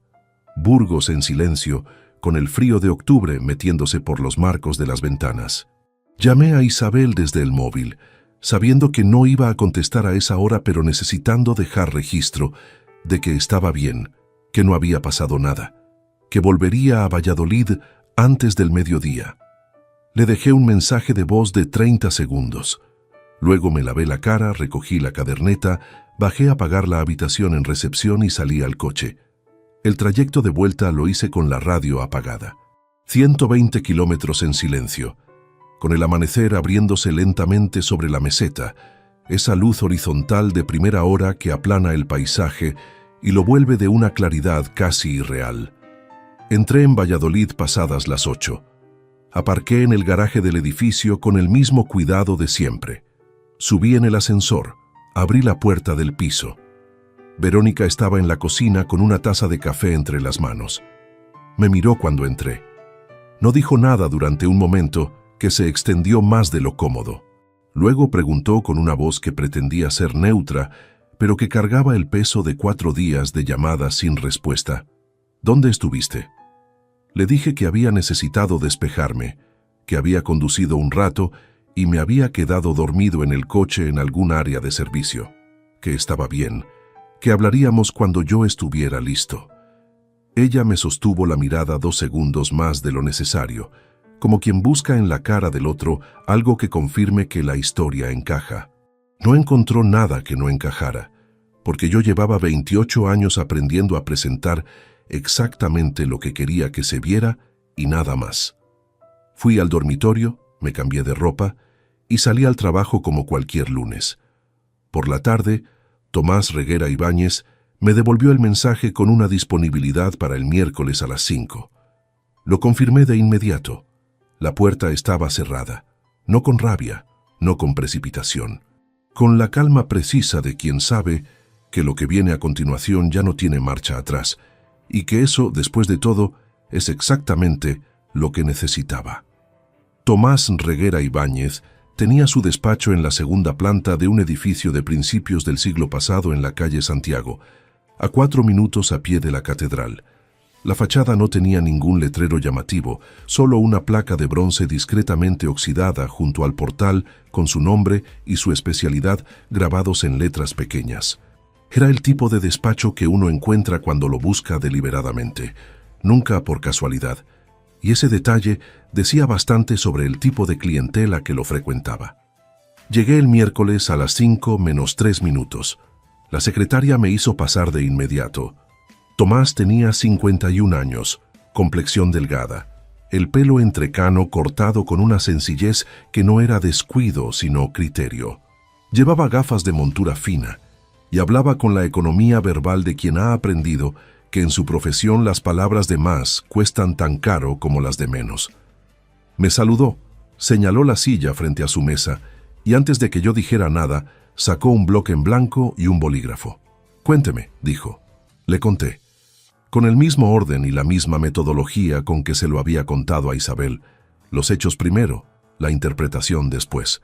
Le entregué la copia de los extractos marcados, la cronología que había reconstruido en la caderneta, la documentación de las 94 transferencias con fechas e importes, y el número de la cuenta de destino con la confirmación de titularidad que Alfredo Sanz me había facilitado verbalmente en el banco. Tomás no me interrumpió en ningún momento. Tomó notas con una concentración que indicaba que estaba procesando cada dato en tiempo real, no solo registrándolo. Cuando terminé, dejó el bolígrafo sobre el bloc y se recostó ligeramente en la silla, juntando los dedos de ambas manos frente a la cara con el gesto de quien está ordenando mentalmente lo que acaba de recibir. Habló durante 20 minutos. Lo que me dijo, resumido en sus puntos esenciales, era esto: la disposición unilateral de bienes gananciales sin consentimiento del otro cónyuge está regulada en el Código Civil y tiene consecuencias directas en el proceso de liquidación de la sociedad de gananciales. Lo que Verónica había hecho durante 27 meses podía ser calificado jurídicamente como distracción de bienes comunes, lo que modificaba significativamente la posición negociadora en el proceso de divorcio. El hecho de que la cuenta receptora estuviera a nombre de Marcos añadía una dimensión patrimonial adicional, porque los fondos transferidos al hijo podrían reclamarse como parte del haber común distraído, dependiendo de cómo se documentara el circuito. Me dijo que con la documentación que yo había aportado, podía iniciar el proceso de divorcio contencioso con una base sólida, y que antes de ninguna confrontación directa con Verónica, convenía formalizar la solicitud para que el procedimiento quedara registrado con fecha anterior a cualquier movimiento que ella pudiera hacer por su cuenta, una vez que entendiera la situación completa. Le pregunté cuánto tiempo llevaba formalizar la solicitud. Me dijo que si le entregaba los documentos originales esa misma semana, podía tener todo presentado antes del viernes siguiente. Acordamos un segundo encuentro para el jueves. Salí del despacho a las 6:15, con la misma carpeta bajo el brazo, pero con un peso diferente al de cuando había entrado. El peso de algo que ya estaba en movimiento, que ya no dependía solo de mi voluntad, sino de un proceso con entidad propia, con fechas y registros y consecuencias que nadie podía detener una vez iniciado. Esa misma noche, desde el coche aparcado frente al despacho de Tomás, hice una transferencia desde mi teléfono. Una única operación breve que llevaba varios días teniendo pendiente sin ejecutar porque quería hacerla en el momento correcto, no antes. Cancelé la domiciliación del alquiler del apartamento de Marcos en Madrid. No le avisé, no le envié ningún mensaje. No hubo llamada previa ni explicación de ningún tipo. El pago correspondiente al mes siguiente simplemente no se produciría. Y Marcos lo descubriría cuando el propietario del apartamento le reclamara el importe o cuando revisara sus propias cuentas y comprobara que el dinero que esperaba no había llegado. Que tardara un día en enterarse o una semana era irrelevante. Lo relevante era la fecha de la operación, que quedaba registrada en el sistema bancario con precisión de minutos. Guardé el teléfono en el bolsillo interior de la chaqueta, arranqué el motor y conduje a casa. Los días siguientes transcurrieron con una normalidad que habría resultado extraña a cualquier observador externo. Verónica y yo compartíamos el piso con la cortesía distante de dos personas que han acordado tácitamente no abrir ningún frente hasta que ambas estén preparadas. Ella no había vuelto a mencionar las llamadas sin respuesta ni la noche que yo había pasado fuera. Yo no había dado ninguna explicación adicional a la que le ofrecí el lunes por la mañana.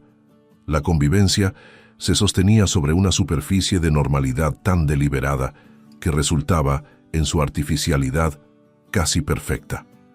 El jueves fui al despacho de Tomás con los originales. Firmé lo que había que firmar. Él explicó los pasos del procedimiento con la misma economía verbal de siempre, sin dramatismos, sin los subrayados emocionales que un asunto de este tipo podría haber tentado a alguien menos profesional a añadir. Aprecié eso. No necesitaba que nadie validara lo que estaba haciendo, ni que le pusiera un marco narrativo. Solo necesitaba que funcionara. La solicitud quedó presentada el viernes antes del mediodía. A partir de ese momento, el reloj corría en una dirección que nadie podía revertir. Lo que me quedaba por decidir era cuándo y cómo hablar con Verónica. No si hablar. Eso no era opcional, y además yo no quería que se enterara del divorcio a través de una notificación judicial sin que hubiera habido una conversación directa primero, no por consideración sentimental, sino por una razón práctica. Quería estar presente cuando lo entendiera todo. Quería ver la cara de alguien que ha creído durante meses que lleva ventaja en el momento exacto en que descubre que no solo no llevaba ventaja, sino que había estado jugando en un tablero que otro había dispuesto. Elegí el domingo. La elección del día no fue arbitraria. Los domingos por la tarde Verónica tendía a estar en casa sin planes fijos, sin visitas programadas, sin la posibilidad de usar una agenda apretada como escudo o como excusa para cortar una conversación antes de tiempo. Los domingos por la tarde, el piso tenía esa quietud específica de los fines de semana, cuando la semana siguiente todavía no ha comenzado a presionar.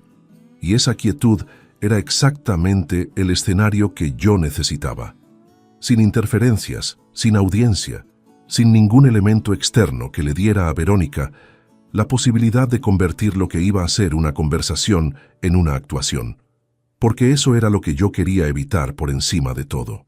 Verónica, en presencia de otras personas, siempre había sabido manejar la narrativa. Era una habilidad que había admirado en ella durante años, la capacidad de entrar en cualquier situación social y encontrar el tono exacto que la hacía aparecer de determinada manera frente a los demás. Sin audiencia ese mecanismo no funcionaba. Sin audiencia quedaba la persona, no el personaje. El sábado preparé la carpeta definitiva. Tomé los extractos originales marcados, la cronología completa de las 94 transferencias, la copia del correo entre Verónica y su hermana Carmen, que había encontrado en la cuenta compartida, y la confirmación escrita de Alfredo Sanz sobre la titularidad de la cuenta de destino, que le había pedido formalmente por escrito el día anterior con el argumento de necesitarla para un proceso legal en curso. Todo colocado en orden cronológico dentro de una carpeta de cartón gris, con separadores, sin ningún subrayado emocional en la presentación. El mismo formato que usaría para entregar un informe a un cliente. También preparé algo que Tomás me había sugerido en nuestra segunda reunión, un documento breve, de una página, con el resumen de los activos del matrimonio y su clasificación entre gananciales y privativos, para tenerlo disponible como referencia en caso de que la conversación derivara hacia el terreno económico antes de que yo quisiera llevarlo allí. El domingo amaneció nublado.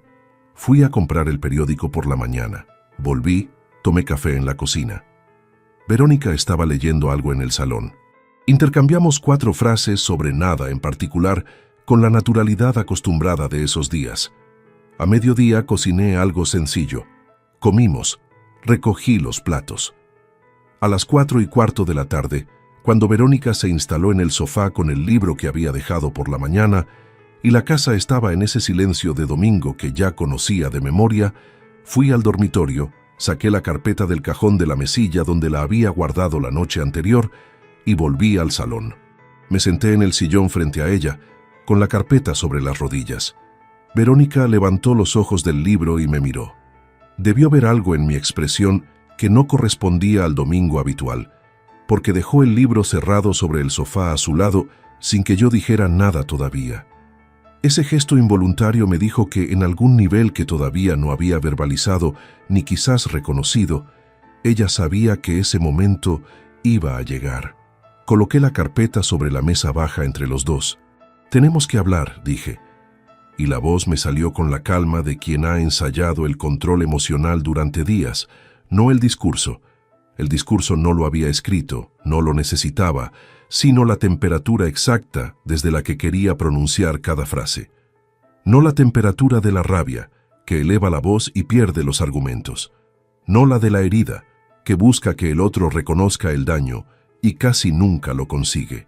Sino la temperatura de quien tiene todo lo que necesita encima de la mesa y puede permitirse el lujo de hablar despacio.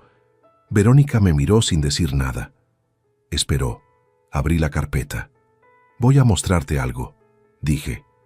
«Y cuando lo veas, no voy a necesitar que me expliques nada, porque ya lo entiendo todo». Lo que ocurriría a continuación en esa sala, yo lo había revisado mentalmente desde distintos ángulos durante varios días. Había considerado cada variante posible de reacción, cada argumento que ella podría utilizar, cada vía de salida que podría intentar explorar. no porque quisiera elaborar una respuesta para cada una. Eso habría sido el error de alguien que confunde una confrontación con un debate, sino porque conocer el terreno antes de entrar en él es la única forma de no ser sorprendido.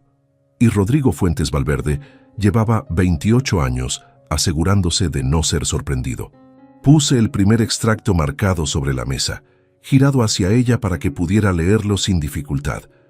Señalé la primera transferencia con el dedo índice, fecha, importe, cuenta de destino. Y esperé. Verónica tardó aproximadamente 4 segundos en entender lo que estaba mirando. Lo sé porque los conté, no de forma deliberada, sino porque en ese tipo de momentos el tiempo adquiere una textura diferente, se vuelve granular y uno percibe cada segundo como una unidad separada con peso propio. 4 segundos mirando el extracto marcado sobre la mesa. Luego levantó los ojos hacia mí con una expresión que no era todavía ninguna de las que vendrían después, sino algo anterior a todas ellas. El instante exacto en que el cerebro reconoce que el escenario que tenía calculado acaba de ser sustituido por otro completamente distinto. No dije nada. Dejé que el silencio hiciera el trabajo que en esas circunstancias nadie puede hacer mejor que él. «Esto es un extracto bancario», dijo al fin. Su voz era controlada, pero el control era visible, lo cual significaba que requería esfuerzo. «No entiendo qué quieres que vea». Señalé la transferencia marcada con lápiz, fecha, importe, número de cuenta de destino. «¿Reconoces este número de cuenta?», dije. No era una pregunta. Ella miró el número. Una fracción de segundo demasiado larga antes de responder. «No sé de qué cuenta es esa». Saqué el segundo documento de la carpeta y lo coloqué sobre el primero. Era la hoja con la cronología completa. 94 transferencias ordenadas por fecha, con el importe de cada una y el número de cuenta receptor idéntico en todas ellas. 27 meses, dije. 94 operaciones. 38.400 euros. El número en voz alta en esa sala tuvo un efecto que no había anticipado del todo, aunque lo había imaginado. Llenó el espacio de una forma que hizo que el resto del mobiliario, el sofá, la lámpara, el libro cerrado a su lado, pareciera de repente completamente irrelevante, como si la cifra hubiera reorganizado la jerarquía de todo lo que existía en ese momento dentro de esas 4 paredes. Verónica soltó el aire lentamente por la nariz. Era el gesto de alguien que está decidiendo en tiempo real qué posición adoptar, qué versión de los hechos puede sostenerse todavía y cuál ya no. Vi ese proceso en su cara con una nitidez que me resultó casi incómoda, porque durante 24 años había mirado esa cara sin leer lo que ocurría detrás. «Los gastos de la casa han sido altos estos años», dijo. «Hay cosas que no siempre te contaba porque no quería preocuparte con detalles». 38.400 euros en detalles, respondí. El tono era el mismo de siempre, sin elevación, sin ironía marcada, solo el dato. Ella cambió de posición en el sofá. Un movimiento pequeño, casi imperceptible, pero que indicaba que la primera línea de defensa había sido abandonada y se buscaba terreno más firme. «Marcos ha tenido gastos imprevistos. El apartamento, algunos problemas que no quería que supieras para no generar tensión entre vosotros». Saqué el tercer documento. La confirmación escrita de Alfredo Sanz sobre la titularidad de la cuenta. El nombre de Marcos impreso con claridad en el encabezado. «La cuenta es de Marcos», dije. «Lo sé desde hace 10 días, y Marcos lo sabe desde hace 27 meses, que es exactamente el tiempo que lleva recibiéndolo». El silencio que siguió a esa frase fue de una calidad diferente a los anteriores. Era el silencio de alguien que acaba de entender que el argumento que estaba construyendo se apoya sobre un suelo que ya no existe. Verónica me miró durante un momento largo. Cuando volvió a hablar, la voz había cambiado de registro. Ya no era la voz del control deliberado, sino la de algo más directo, más cercano a lo que realmente pensaba. «Llevo 24 años en esta casa. He dejado mi carrera, he gestionado todo, he estado aquí cuando tú no estabas, que era la mayor parte del tiempo. Ese dinero no es un robo, es lo que me correspondía y que nunca nadie me dio». Era el argumento que yo había anticipado. El argumento del resentimiento acumulado, de los años sin reconocimiento, de la carrera abandonada que nunca se había discutido con la honestidad que merecía. Y lo que resultaba más complicado de ese argumento no era que fuera completamente falso, era que tenía una raíz real, un origen legítimo en una insatisfacción que yo no había atendido cuando debería haberlo hecho. Pero había una diferencia entre un agravio y una respuesta al agravio, y esa diferencia era lo único que importaba en ese momento. «Entiendo lo que dices», respondí. «Y hay partes de ello que reconozco como ciertas. Trabajé demasiado. Estuve ausente cuando no debería haberlo estado. Eso es verdad y no lo voy a discutir». Hice una pausa. «Pero eso no es lo mismo que lo que hiciste. Lo que hiciste tiene un procedimiento y yo lo he iniciado». Saqué el último documento. La copia de la solicitud de divorcio presentada ante el juzgado el viernes anterior, con el sello de registro y la fecha. Lo coloqué sobre los demás sin decir nada más. Verónica lo miró. Lo levantó con una mano que no temblaba, pero que se movía con una lentitud que no era su velocidad habitual. Leyó la primera página, luego la segunda. Cuando lo dejó sobre la mesa, había algo en su cara que era más difícil de mirar que la rabia o la negación. Era el reconocimiento. El momento en que una persona entiende que el escenario que había construido no va a ocurrir, que los cálculos estaban mal desde el principio, que el marido que creía predecible y gestionable llevaba 10 días moviéndose en una dirección que ella no había visto. «¿Cuándo lo supiste?», preguntó. «El jueves de la semana pasada confirmé la titularidad de la cuenta. Los extractos los revisé el miércoles anterior». Ella procesó la cronología en silencio. Entendió en ese momento que mientras ella hacía las 41 llamadas sin respuesta, él ya sabía todo. Que el silencio no había sido la reacción de un hombre herido que no sabía qué decir, sino la estrategia calculada de uno que ya estaba actuando. «¿Y Marcos?», dijo al fin. «Marcos ya no tiene alquiler pagado desde esta semana. Esta tarde le envío un mensaje». Verónica abrió la boca para decir algo y lo cerró. Lo intentó una segunda vez. «Es tu hijo». «Lo sé exactamente», respondí. «Por eso sé también lo que le di durante estos años y lo que eligió hacer con ello. Tenía 22 años cuando empezó esto. No era un niño, era un adulto con criterio suficiente para saber lo que estaba recibiendo y de dónde venía». No hubo respuesta a eso, porque no había respuesta posible que no implicara defender lo indefendible, y Verónica era suficientemente inteligente para saber cuándo un argumento está agotado. Lo que vino después no fue una escena. Eso es lo que más me sorprendió de mí mismo en aquel momento, la ausencia total de escena. No hubo gritos, no hubo portazos, no hubo ninguno de los gestos dramáticos que el cine y las series de televisión han convertido en la iconografía obligatoria de los matrimonios que se rompen. Hubo una conversación de 40 minutos en voz baja, en el salón de un piso de Valladolid, un domingo por la tarde de noviembre, entre dos personas que habían compartido 24 años y que estaban deshaciendo el inventario de esos años con la misma ausencia de ornamento con que lo habían construido. Verónica preguntó por la casa. Le expliqué la posición legal con las palabras de Tomás Reguera, sin añadir ni quitar nada. Preguntó por los plazos. Se los di. Preguntó si había margen para una separación de mutuo acuerdo en lugar del proceso contencioso. Le dije que eso dependería de lo que acordáramos en los próximos días, pero que la documentación que yo tenía modificaba la base de cualquier acuerdo de forma que no era negociable. Cuando terminamos de hablar, Verónica se quedó sentada en el sofá, con las manos sobre las rodillas, mirando los documentos extendidos sobre la mesa baja. No lloraba. Tenía una expresión que era, en su manera más desnuda, la de alguien que está haciendo el recuento de lo que queda después de que algo termina. Yo reconocí esa expresión porque la había tenido yo también, en una habitación de hotel en Burgos, mirando el techo en la oscuridad a las 4 de la mañana. Me levanté. Recogí los documentos, los devolví a la carpeta en el orden en que estaban y fui al dormitorio. Esa tarde escribí el mensaje a Marcos. 3 frases.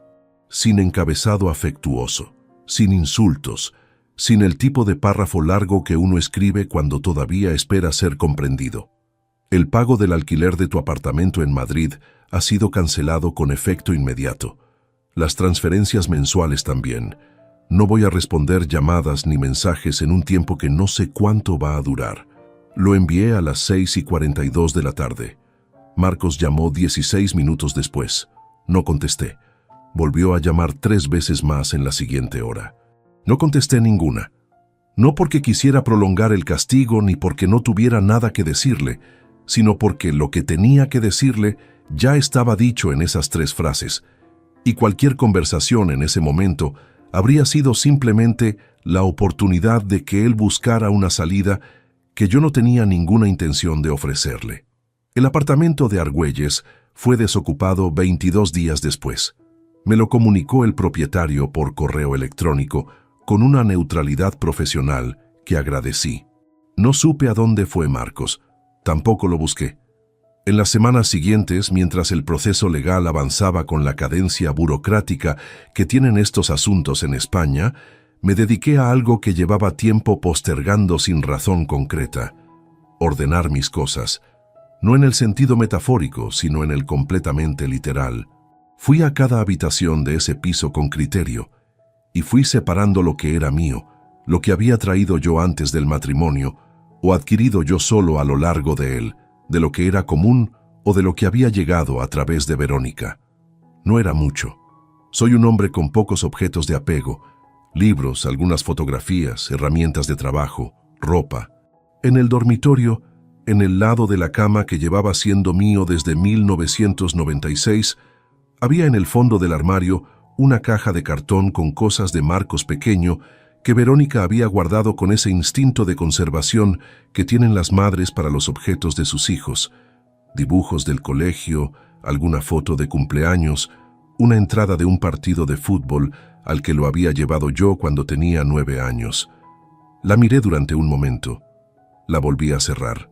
No la saqué de donde estaba. No era mía. Lo que sí era mío estaba en el perchero del pasillo. El paletó gris lo descolgué el último día, cuando el taxi que me llevaba al flat que había alquilado cerca de casa de Isabel ya estaba abajo esperando con el motor en marcha. Las maletas estaban hechas. La carpeta con los documentos del proceso iba en el maletín, la caderneta de tapa negra en el bolsillo interior de la chaqueta que llevaba puesta. En el pasillo, ante el perchero que durante 24 años había sido el primer y el último contacto con el hogar al entrar y al salir, lo cogí con las 2 manos. Lo miré un segundo y lo doblé sobre el brazo. Era el único objeto que tomé sin dudarlo. Verónica en sus últimas semanas diciéndome que lo tirara, que estaba pasado de moda, que era viejo como yo, no había entendido algo que yo sí entendía: que las cosas que duran no son las que siguen las modas, sino las que están hechas con suficiente solidez para sobrevivir a ellas. El paletó tenía 11 años y seguía en perfecto estado. Era lo único del piso que podía decir lo mismo. El flat de Valladolid al que me mudé era pequeño, en un 4º piso con ascensor, a 8 minutos caminando de casa de Isabel. 2 habitaciones, una cocina con barra americana, una ventana en el salón que daba a una calle tranquila de casas bajas. Lo primero que hice al llegar fue colgar el paletó en el perchero de la entrada, que era una barra de madera sencilla sin más pretensiones. Quedó bien ahí. Esa noche Isabel vino con una cazuela de algo caliente que olía a los guisos de nuestra madre y una botella de vino que no era cara, pero que estaba bien elegida. Cenamos en la barra de la cocina porque todavía no había mesa, hablando de cosas sin demasiado peso, con esa comodidad específica de los hermanos que no necesitan reconstruir el contexto cada vez que se sientan juntos porque el contexto lleva décadas construido y no requiere mantenimiento. En algún momento de la noche, Isabel me preguntó cómo estaba. Le dije la verdad, que no estaba bien en el sentido en que uno quisiera estar, pero que estaba en orden, que había una diferencia entre las 2 cosas y que esa diferencia era, en ese momento, suficiente. Lo que aprendí de todo esto no cabe en una sola frase, y desconfío de las personas que creen que las lecciones grandes caben en formatos pequeños. Pero si tuviera que extraer algo concreto, algo que valiera la pena decir en voz alta, sería esto: el error que cometí durante años no fue confiar. La confianza no es un defecto. El error fue confundir la confianza con la renuncia a verificar. Son dos cosas distintas. La primera es necesaria para que cualquier relación funcione. La segunda es la grieta por la que entra todo lo demás. Pasé 28 años auditando los números de empresas que nunca habrían imaginado necesitar una auditoría. Todas tenían algo en común. Creían que la solidez de su estructura pasado las eximía del control presente. Nunca es así. Las cuentas que no se revisan no son las que están bien, son las que nadie ha mirado todavía. Tardé demasiado en aplicar a mi propia vida lo que sabía de sobra en la mía profesional. Eso es algo con lo que tendré que vivir, y lo acepto sin dramatismo, porque la alternativa, no reconocerlo, sería el tipo de deshonestidad que me resulta más difícil de tolerar que cualquier derrota. Marcos no llamó después de las primeras noches. O llamó y lo dejé ir al buzón de voz sin escucharlo, que viene a ser lo mismo. No sé con certeza qué siente ahora ni qué versión de los hechos se ha construido para poder sostenerla. Lo que sí sé es que todo lo que tiene como punto de partida adulto, la carrera, los años en Madrid, la formación, se lo di yo en un periodo en que él eligió, con conciencia y con continuidad, ser parte de algo que me perjudicaba. No puedo hacer nada con esa información que no sea sostenerla y actuar en consecuencia. No desde la rabia, que ya hace tiempo que se fue, sino desde la única lógica que me ha funcionado toda la vida. Las acciones tienen resultados, y los resultados son la única moneda que no se falsifica. La última vez que vi el paletó gris colgado en el perchero del piso que compartí con Verónica, ella me estaba diciendo que lo tirara porque era viejo como yo. Ahora está colgado en mi propio perchero, en mi propio flat, y no hay nadie que me diga nada sobre él. Resulta que envejecer bien es, al final, la única forma de venganza que no tiene coste. Si te gustó esta historia, dale like al video, suscríbete al canal y comparte tus impresiones en los comentarios. Para escuchar la próxima historia, haz clic en la caja de la izquierda. Gracias por vernos. Estamos una vez más por acá, huevón. Una noche más por acá, muchachos, con ustedes. Qué bueno verlos por acá. Aplausos. No lo merecemos, no lo merecemos. Después de un día tan berraco, huevón. Después de un día tan agitado. Aquí estamos. Invictos. Me gustó esto. ¿Cómo vamos, parceros? Buenas noches, háblamelo de Ledán. ¿Todo bien o qué? ¿Cómo estás, parcerito? Háblamelo, Pirlo. Pirlo 420 en la casa. ¿Cómo va, hermano? ¿Cómo va todo? ¿Cómo va todo, mi socio? ¿Qué es lo que es? ¿Cuál es la movida, parce? Papi, está lloviendo bien rico. Es la última... Yo creo que es la última lluvia de primavera, weón. No, bueno, lluvia de primavera. De hecho, principios de lluvia de primavera. Parcero, la verdad que hoy estoy muy bien, weón. A pesar de que casi no cuento la historia hoy, weón. Papi, me parto la cabeza. Literalmente. Papi, estaba moviendo unas cosas, me caí el camión, weón, me di como una vuelta para atrás, papi, y había una piedrota, marica. Por suerte que la cabeza no me cayó ahí, parce, pero sí me alcancé a doblar ¿cómo se llama eso? El tobillo, marica. Estamos una vez más por acá, weón. Una noche más por acá, muchachos, con ustedes. Qué bueno verlos por acá. Aplausos. No lo merecemos, no lo merecemos. Después de un día tan berraco, weón. Después de un día tan agitado. Aquí estamos. Invictos. Me gustó esto. ¿Cómo vamos, parceros? Buenas noches, háblamelo de Ledán. ¿Todo bien o qué? ¿Cómo estás, parcerito? Háblamelo, Pirlo. Pirlo 420 en la casa. ¿Cómo va, hermano? ¿Cómo va todo? ¿Cómo va todo, mi socio? ¿Qué es lo que es? ¿Cuál es la movida, parce? Papi, está lloviendo bien rico. Es la última... Yo creo que es la última lluvia de primavera, weón. No, bueno, lluvia de primavera. De hecho, principios de lluvia de primavera. Parcero, la verdad que hoy estoy muy bien, weón. A pesar de que casi no cuento la historia hoy, weón. Papi, me parto la cabeza. Literalmente. Papi, estaba moviendo unas cosas, me caí el camión, weón, me di como una vuelta para atrás, papi. Y había una piedrota, marica. Por suerte que la cabeza no me cayó ahí, parce, pero sí me alcancé a doblar ¿cómo se llama eso? El tobillo, marica. Estamos una vez más por acá, huevón. Una noche más por acá, muchachos, con ustedes. Qué bueno verlos por acá. Aplausos. No lo merecemos, no lo merecemos. Después de un día tan berraco, huevón. Después de un día tan agitado. Aquí estamos.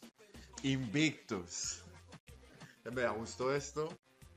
¿Cómo vamos, parceros? Buenas noches, háblamelo de Ledán. ¿Todo bien o qué? ¿Cómo estás, parcerito? Háblamelo, Pirlo. Pirlo 420 en la casa. ¿Cómo va, hermano? ¿Cómo va todo? ¿Cómo va todo, mi socio? ¿Qué es lo que es? ¿Cuál es la movida, parce? Papi, está lloviendo bien rico. Es la última... Yo creo que es la última lluvia de primavera, weón. No, bueno, lluvia de primavera. De hecho, principios de lluvia de primavera. Parcero, la verdad que hoy estoy muy bien, huevón. A pesar de que casi no cuento la historia hoy, huevón. Papi, casi me parto la cabeza. Literalmente. Papi, estaba moviendo unas cosas, me caí el camión, huevón, me di como una vuelta para atrás, papi. Y había una piedrota, marica. Por suerte que la cabeza no me cayó ahí, parce, pero sí me alcancé a doblar ¿cómo se llama eso? El tobillo, marica. Estamos una vez más por acá, huevón. Una noche más por acá, muchachos, con ustedes. Qué bueno verlos por acá. Aplausos. No lo merecemos, no lo merecemos. Después de un día tan berraco, huevón. Después de un día tan agitado. Aquí estamos. Invictos. Me gustó esto. ¿Cómo vamos, parceros? Buenas noches, háblamelo de Ledán. ¿Todo bien o qué? ¿Cómo estás, parcerito? Háblamelo, Pirlo. Pirlo 420 en la casa. ¿Cómo va, hermano? ¿Cómo va todo? ¿Cómo va todo, mi socio? ¿Qué es lo que es? ¿Cuál es la movida, parce? Papi, está lloviendo bien rico. Es la última... Yo creo que es la última lluvia de primavera, weón. No, bueno, lluvia de primavera. De hecho, principios de lluvia de primavera. Parcero, la verdad que hoy estoy muy bien, weón. A pesar de que casi no cuento la historia hoy, weón. Papi, casi me parto la cabeza. Literalmente. Papi, estaba moviendo unas cosas, me caí el camión, weón, me di como una vuelta para atrás, papi. Y había una piedrota, marica. Por suerte que la cabeza no me cayó ahí, parce, pero sí me alcancé a doblar ¿cómo se llama eso? El tobillo, marica. Estamos una vez más por acá, huevón. Una noche más por acá, muchachos, con ustedes. Qué bueno verlos por acá. Aplausos. No lo merecemos, no lo merecemos. Después de un día tan berraco, huevón. Después de un día tan agitado. Aquí estamos. Invictos. Me gustó esto. ¿Cómo vamos, parceros? Buenas noches, háblamelo de Ledán. ¿Todo bien o qué? ¿Cómo estás, parcerito? Háblamelo, Pirlo. Pirlo 420 en la casa. ¿Cómo va, hermano? ¿Cómo va todo? ¿Cómo va todo, mi socio? ¿Qué es lo que es? ¿Cuál es la movida, parce? Papi, está lloviendo bien rico. Es la última...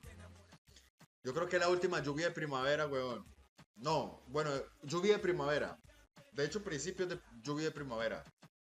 Parcero, la verdad que hoy estoy muy bien, huevón. A pesar de que casi no cuento la historia hoy, huevón. Papi, casi me parto la cabeza. Literalmente. Papi, estaba moviendo unas cosas, me caí el camión, huevón, me di como una vuelta para atrás, papi. Y había una piedrota, marica. Por suerte que la cabeza no me cayó ahí, parce, pero sí me alcancé a doblar ¿cómo se llama eso? El tobillo, marica. Estamos una vez más por acá, huevón. Una noche más por acá, muchachos, con ustedes. Qué bueno verlos por acá. Aplausos. No lo merecemos, no lo merecemos. Después de un día tan berraco, huevón. Después de un día tan agitado. Aquí estamos. Invictos. Me gustó esto. ¿Cómo vamos, parceros? Buenas noches, háblamelo de Ledán. ¿Todo bien o qué? ¿Cómo estás, parcerito? Háblamelo, Pirlo. Pirlo 420 en la casa. ¿Cómo va, hermano? ¿Cómo va todo? ¿Cómo va todo, mi socio? ¿Qué es lo que es? ¿Cuál es la movida, parce? Papi, está lloviendo bien rico. Es la última... Yo creo que es la última lluvia de primavera, weón. No, bueno, lluvia de primavera. De hecho, principios de lluvia de primavera. Parcero, la verdad que hoy estoy muy bien, weón. A pesar de que casi no cuento la historia hoy, weón. Papi, casi me parto la cabeza. Literalmente. Papi, estaba moviendo unas cosas, me caí el camión, weón, me di como una vuelta para atrás, papi, y había una piedrota, marica. Por suerte que la cabeza no me cayó ahí, parce, pero sí me alcancé a doblar ¿cómo se llama eso? El tobillo, marica. Estamos una vez más por acá, weón. Una noche más por acá, muchachos, con ustedes. Qué bueno verlos por acá. Aplausos, no lo merecemos, no lo merecemos. Después de un día tan berraco, weón. Después de un día tan agitado. Aquí estamos. Invictos. Me gustó esto. ¿Cómo vamos, parceros? Buenas noches, háblamelo de Ledán. ¿Todo bien o qué? ¿Cómo estás, parcerito? Háblamelo, Pirlo. Pirlo 420 en la casa. ¿Cómo va, hermano? ¿Cómo va todo? ¿Cómo va todo, mi socio? ¿Qué es lo que es? ¿Cuál es la movida, parce? Papi, está lloviendo bien rico. Es la última. Yo creo que es la última lluvia de primavera, weón. No, bueno, lluvia de primavera. De hecho, principios de lluvia de primavera. Parcero, la verdad que hoy estoy muy, muy, muy, muy bien, weón. A pesar de que casi no cuento la historia hoy, weón. Papi, cae me parto la cabeza. Literalmente. Papi, estaba moviendo unas cosas, me caí el camión, weón, me di como una vuelta para atrás, papi. Y había una piedrota, marica. Por suerte que la cabeza no me cayó ahí, parce, pero sí me alcancé a doblar ¿cómo se llama eso? El tobillo, marica. Estamos una vez más por acá, weón. Una noche más por acá, muchachos, con ustedes. Qué bueno verlos por acá. Aplausos, no lo merecemos, no lo merecemos. Después de un día tan berraco, weón. Después de un día tan agitado. Aquí estamos. Invictos. Me gustó esto. ¿Cómo vamos, parceros? Buenas noches, háblamelo de Ledán. ¿Todo bien o qué? ¿Cómo estás, parcerito? Háblamelo, Pirlo. Pirlo 420 en la casa. ¿Cómo va, hermano? ¿Cómo va todo? ¿Cómo va todo, mi socio? ¿Qué es lo que es? ¿Cuál es la movida, parce?